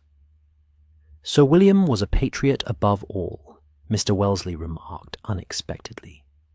His service during the Crimean campaign left him with an unwavering belief in British imperial interests. "You speak as if you knew him well," Holmes observed. "Better than I admitted earlier," Wellesley acknowledged, with a slight inclination of his head. "We served in different regiments, but maintained a connection through our club in London. When he learned of my planned visit to the Black Briar, he requested we travel together. He seemed unsettled by Mrs. Thorne's invitation." "Yet he chose to accept it," Holmes noted. "He believed the matter required resolution," Wellesley replied. "His exact words were, 5 years is long enough to live with such a compromise." "A telling phrase," Holmes murmured, suggesting Sir William had made a decision he found personally troubling, but professionally necessary. The Countess, who had remained silent throughout this exchange, now rose with fluid grace. "You are circling the truth, Mr. Holmes, but perhaps not seeing its full dimension." Her accented voice carried effortlessly across the room. Catherine Thorne's research had value beyond a single nation's military interests. The compound she discovered could be weaponized, yes, but it could also protect against existing chemical weapons, neutralize them in a way no previous antidote could accomplish. "You seem remarkably well informed, Countess," Holmes observed, his tone neutral. "My family's interests are diverse and international," she replied without apology. "We recognize both the humanitarian and commercial potential in Catherine's work. Our offer was generous and would have protected her control over humanitarian applications while developing defensive military uses. Uses that would have been highly valuable to multiple governments," Holmes suggested. "Precisely," the Countess nodded. "Creating a bidding war, essentially, with Catherine's discovery going to the highest bidder." "Which she rejected," Miss Marsh interjected, her voice tight, with barely suppressed emotion. "Catherine wouldn't allow her work to become a commodity traded between imperial powers. She understood that even defensive military applications inevitably lead to offensive counters, an endless cycle of escalation." "A principled position," Holmes acknowledged, though one that made her inconvenient to several powerful interests. His gaze returned to the Countess. "Including yours, perhaps." The Countess met his gaze without flinching. "My interests were financial, Mr. Holmes. Catherine alive and continuing her research would have been far more valuable than her isolated discovery without her ongoing involvement. Her death represented a significant loss to scientific progress and to my family's potential investment." "Yet someone clearly decided she was more valuable silence than speaking," Holmes noted grimly. "The question becomes, who had both motive to stop her publication and knowledge of her movements on that fatal day?" A heavy silence fell over the room, broken only by the continuing percussion of rain against glass and the occasional crack from the fireplace. Watson noticed Tom hovering near the door, his young face a mask of tense anticipation as he followed the unfolding drama. "I believe," Holmes continued after allowing the silence to build, "that Catherine Thorne was indeed murdered 5 years ago. not by chance or misadventure, but by deliberate action intended to prevent her from making her research public. Furthermore, I believe Sir William Berkeley was aware of this fact, but chose to conduct a perfunctory investigation that would avoid uncomfortable questions about who might have wanted her silenced. "And tonight?" Mrs. Thorne prompted, her voice barely above a whisper. "Who murdered Sir William?" Holmes's expression grew thoughtful. "The method is particularly telling. The poison derived from Catherine's own discovery, administered through a wine-glass designed to reveal itself after the deed was done. A symbolic act, almost ritualistic in its conception. The killer wanted not just Sir William's death, but a public revelation of the connection to Catherine." "Justice of a sort," the Countess murmured. "But whose concept of justice?" Holmes countered. "Consider. The murder required not only access to Catherine's compound, but intimate knowledge of its properties, how it reacts under specific conditions, how it could be rendered temporarily inert, yet activated through precise triggers. Knowledge that few would possess." Holmes began to move slowly around the perimeter of the room, his gaze touching each occupant in turn. Dr. Merrick collaborated on geological aspects, but admits limited knowledge of the compound itself. Miss Marsh corresponded about illustration techniques, but wasn't directly involved in the chemical research. The Countess sought to fund the work, but never gained access to Catherine's methods. Reverend Harwick served as spiritual confidant, but lacked scientific expertise. He paused beside Mr. Wellesley. "You claimed no direct connection to Catherine at all, yet demonstrated surprising insight about the wine-glass reaction, suggesting a treated glass rather than poisoned wine. An interesting hypothesis from someone with merely an amateur interest in chemistry."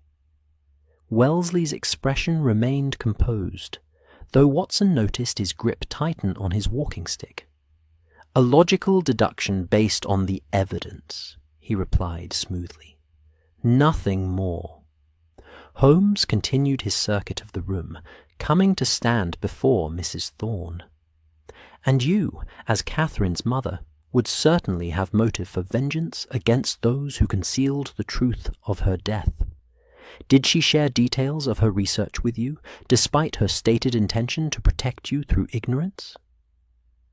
Mrs. Thorne met his gaze steadily. "Catherine was cautious, but not infallible. We lived under the same roof, Mr. Holmes. I observed her work, assisted with basic preparations. A mother notices things, even when her daughter attempts discretion." "Indeed," Holmes nodded, "and a mother's desire for justice is a powerful motivator." He turned back to address the entire room. "Yet something about this scenario continues to trouble me. The method of Sir William's murder was not merely effective, but demonstrative, designed to be witnessed, to create a specific effect beyond the simple elimination of its target. A warning to others involved in Catherine's death, Watson suggested. "Perhaps," Holmes acknowledged, "but there's an elegance to the method that suggests something more personal, more precise in its symbolism." His gaze settled on Miss Marsh, who had remained unusually still throughout his exposition. "You've been remarkably quiet, Miss Marsh. As a botanical illustrator, you would have a thorough understanding of plant properties, including fungi. Your correspondence with Catherine went beyond professional collaboration, by your own admission." Miss Marsh looked up, her face pale but composed. "I've said all I have to say, Mr. Holmes. Catherine was important to me. Her death was a profound loss, both to science and—" She hesitated. "Personally?" "Yes," Holmes nodded. "A loss that might well inspire a desire for justice beyond what conventional systems could provide. Your artistic training would give you the precise eye and steady hand needed to apply a substance to a specific portion of a wine glass. Your scientific background would provide understanding of the chemical triggers required. A tense silence fell over the room. Miss Marsh held Holmes's gaze without wavering, neither confirming nor denying his implicit accusation. "You're suggesting Miss Marsh murdered Sir William?" Reverend Harwick asked, his voice strained with disbelief. "I'm exploring possibilities based on capability and motive," Holmes replied. "Miss Marsh certainly possessed both, along with the specific knowledge required to employ Catherine's compound in this precise manner." "But how would she have obtained the compound?" Watson inquired. "By all accounts, Catherine's samples disappeared after her death." "A critical question," Holmes acknowledged, "and one that brings us to the heart of this matter." He turned suddenly toward Tom, who still hovered near the doorway. "You've been following our discussion with remarkable attention, young man. Perhaps you have insights to offer?"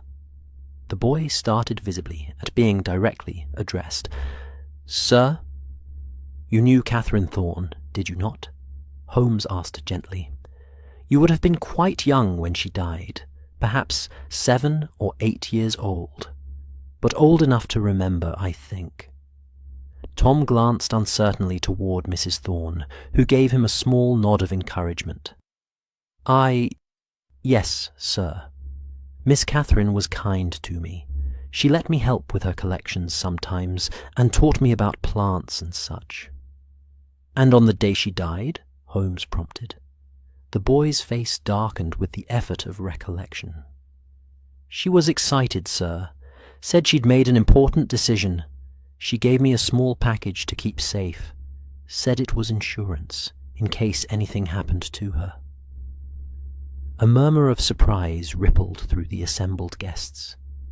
Mrs. Thorne looked as startled as the others, suggesting this was new information to her as well. "What kind of package?" Holmes asked. "A wooden box about so big," Tom indicated, with his hands a container approximately 6 inches square. "Sealed tight with wax. She made me promise not to give it to anyone but her, unless she didn't come back." His young voice caught slightly. "When they found her on the moor the next day, I didn't know what to do with it. I was scared." "Understandably," Holmes nodded.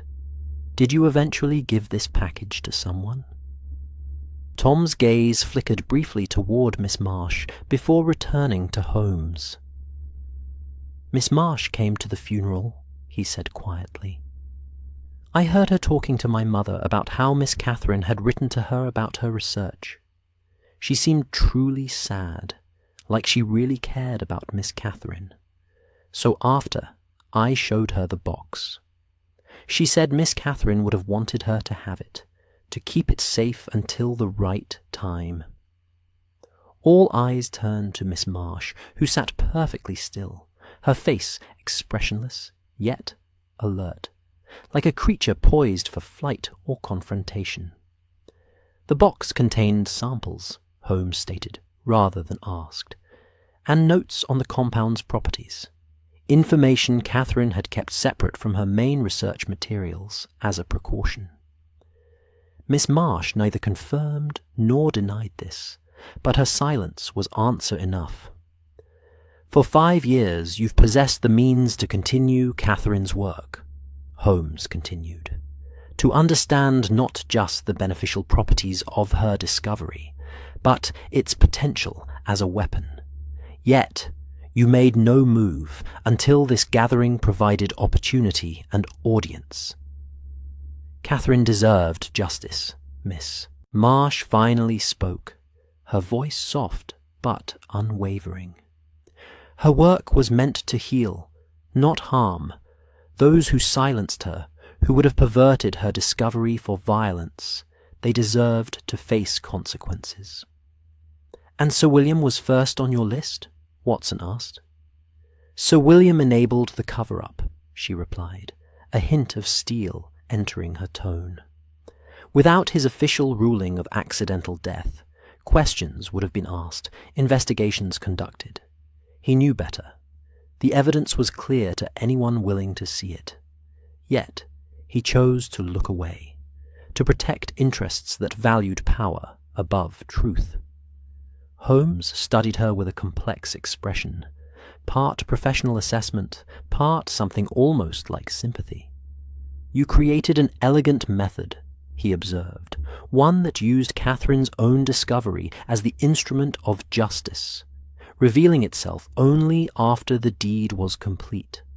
A posthumous confession extracted from the wine-glass, if you will." "Poetic justice," the Countess murmured, echoing her earlier comment. Miss Marsh's gaze remained fixed on Holmes.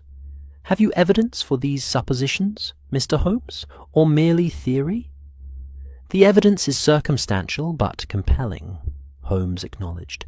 "Your scientific knowledge, your deep personal connection to Catherine, your receipt of materials that would allow you to recreate the compound. Most tellingly, your artistic training would give you the precise control needed to apply the substance to Sir William's glass without contaminating others." "You observed him closely during dinner," Watson added, recalling her detailed sketch. "Particularly his interactions with his wine-glass." "I observe everything," Miss Marsh replied evenly. "It is the foundation of my profession." "Indeed," Holmes nodded, "and I suspect if we were to examine your luggage, we might find traces of the compound, perhaps along with Catherine's original notes." For the first time, uncertainty flickered across Miss Marsh's composed features. "You would need a warrant for such a search, would you not? And the roads remain impassable until morning, at least." "The local constabulary will arrive eventually," Holmes replied, "though I suspect the compound itself will prove difficult to identify without specific knowledge of what to look for, knowledge you alone possess since Catherine's death." An uneasy silence descended upon the room. The revelation hung in the air, neither fully confirmed nor denied by Miss Marsh's carefully measured responses. Watson studied her face, struck by the absence of the fear or desperation one might expect from an accused murderer. Instead, she displayed a composed resignation, almost a sense of completion. "What happens now, Mr. Holmes?" Mrs. Thorne finally asked, her voice strained. "We remain isolated by the storm, with no official authority present." Holmes considered the question thoughtfully. "We secure Miss Marsh's rooms until the constabulary arrives.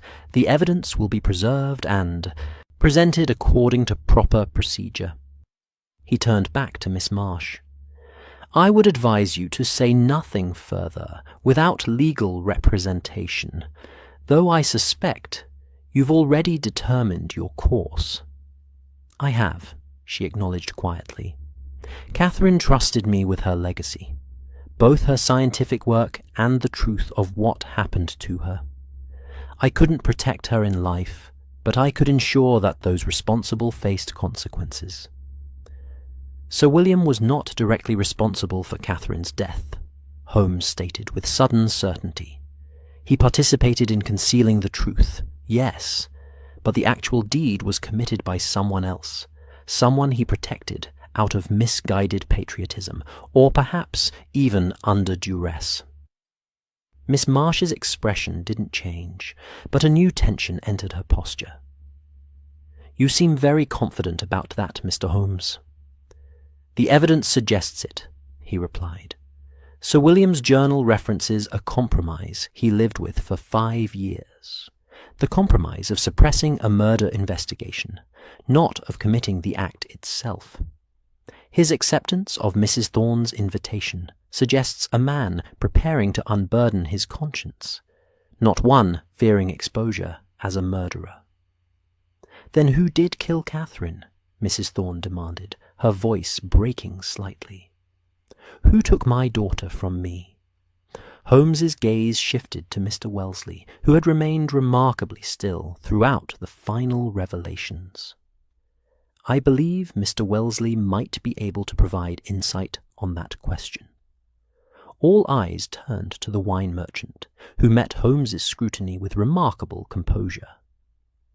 "I've already stated that I had no direct connection to Catherine Thorne," he said evenly. "A carefully phrased denial," Holmes noted. "You had no direct connection to Catherine, perhaps, but what about the interests she refused to serve?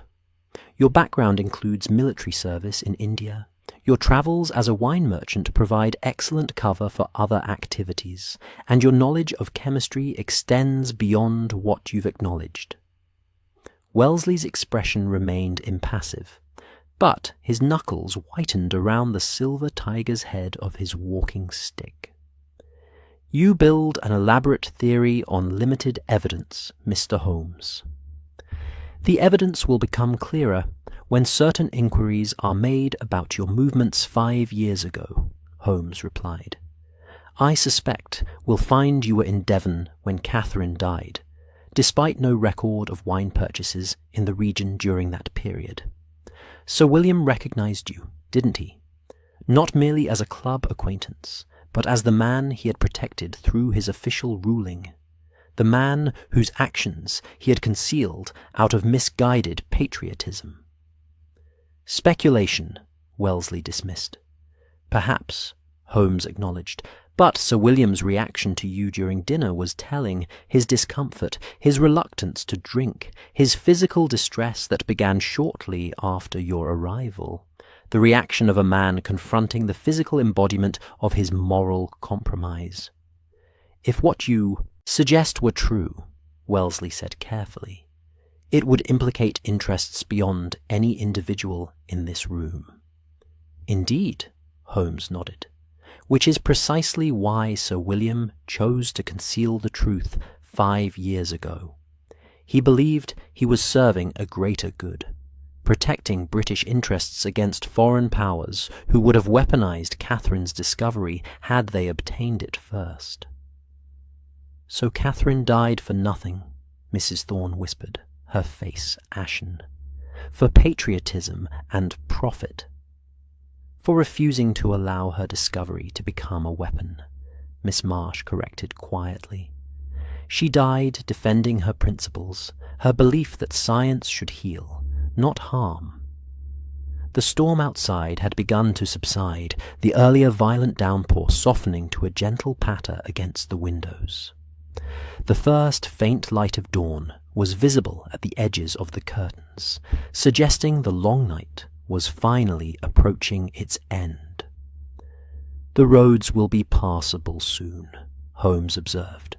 "The constabulary will arrive, and formal justice will take its course, though I suspect the full truth of Catherine Thorne's death may never appear in any official record." "Some truths exist beyond official documentation," Reverend Harrick noted solemnly. "They live in the hearts and minds of those who bear witness, who remember when others would prefer to forget." "Indeed," Holmes agreed. "And tonight, whatever else has occurred, Catherine Thorne's story has finally been told.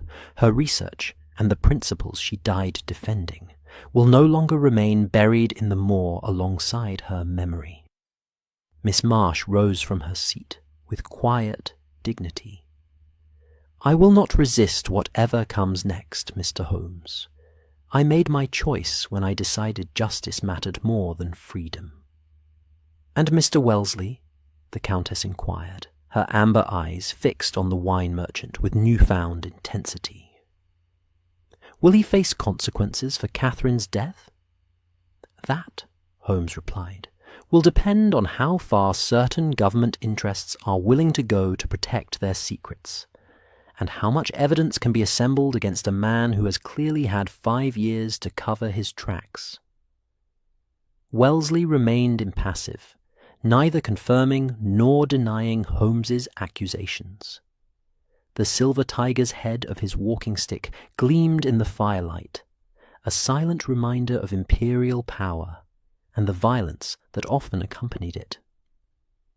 For now, Holmes continued, we shall maintain our isolation until official authorities arrive. No one is to leave the inn, and Miss Marsh's rooms will be secured. He turned to Watson.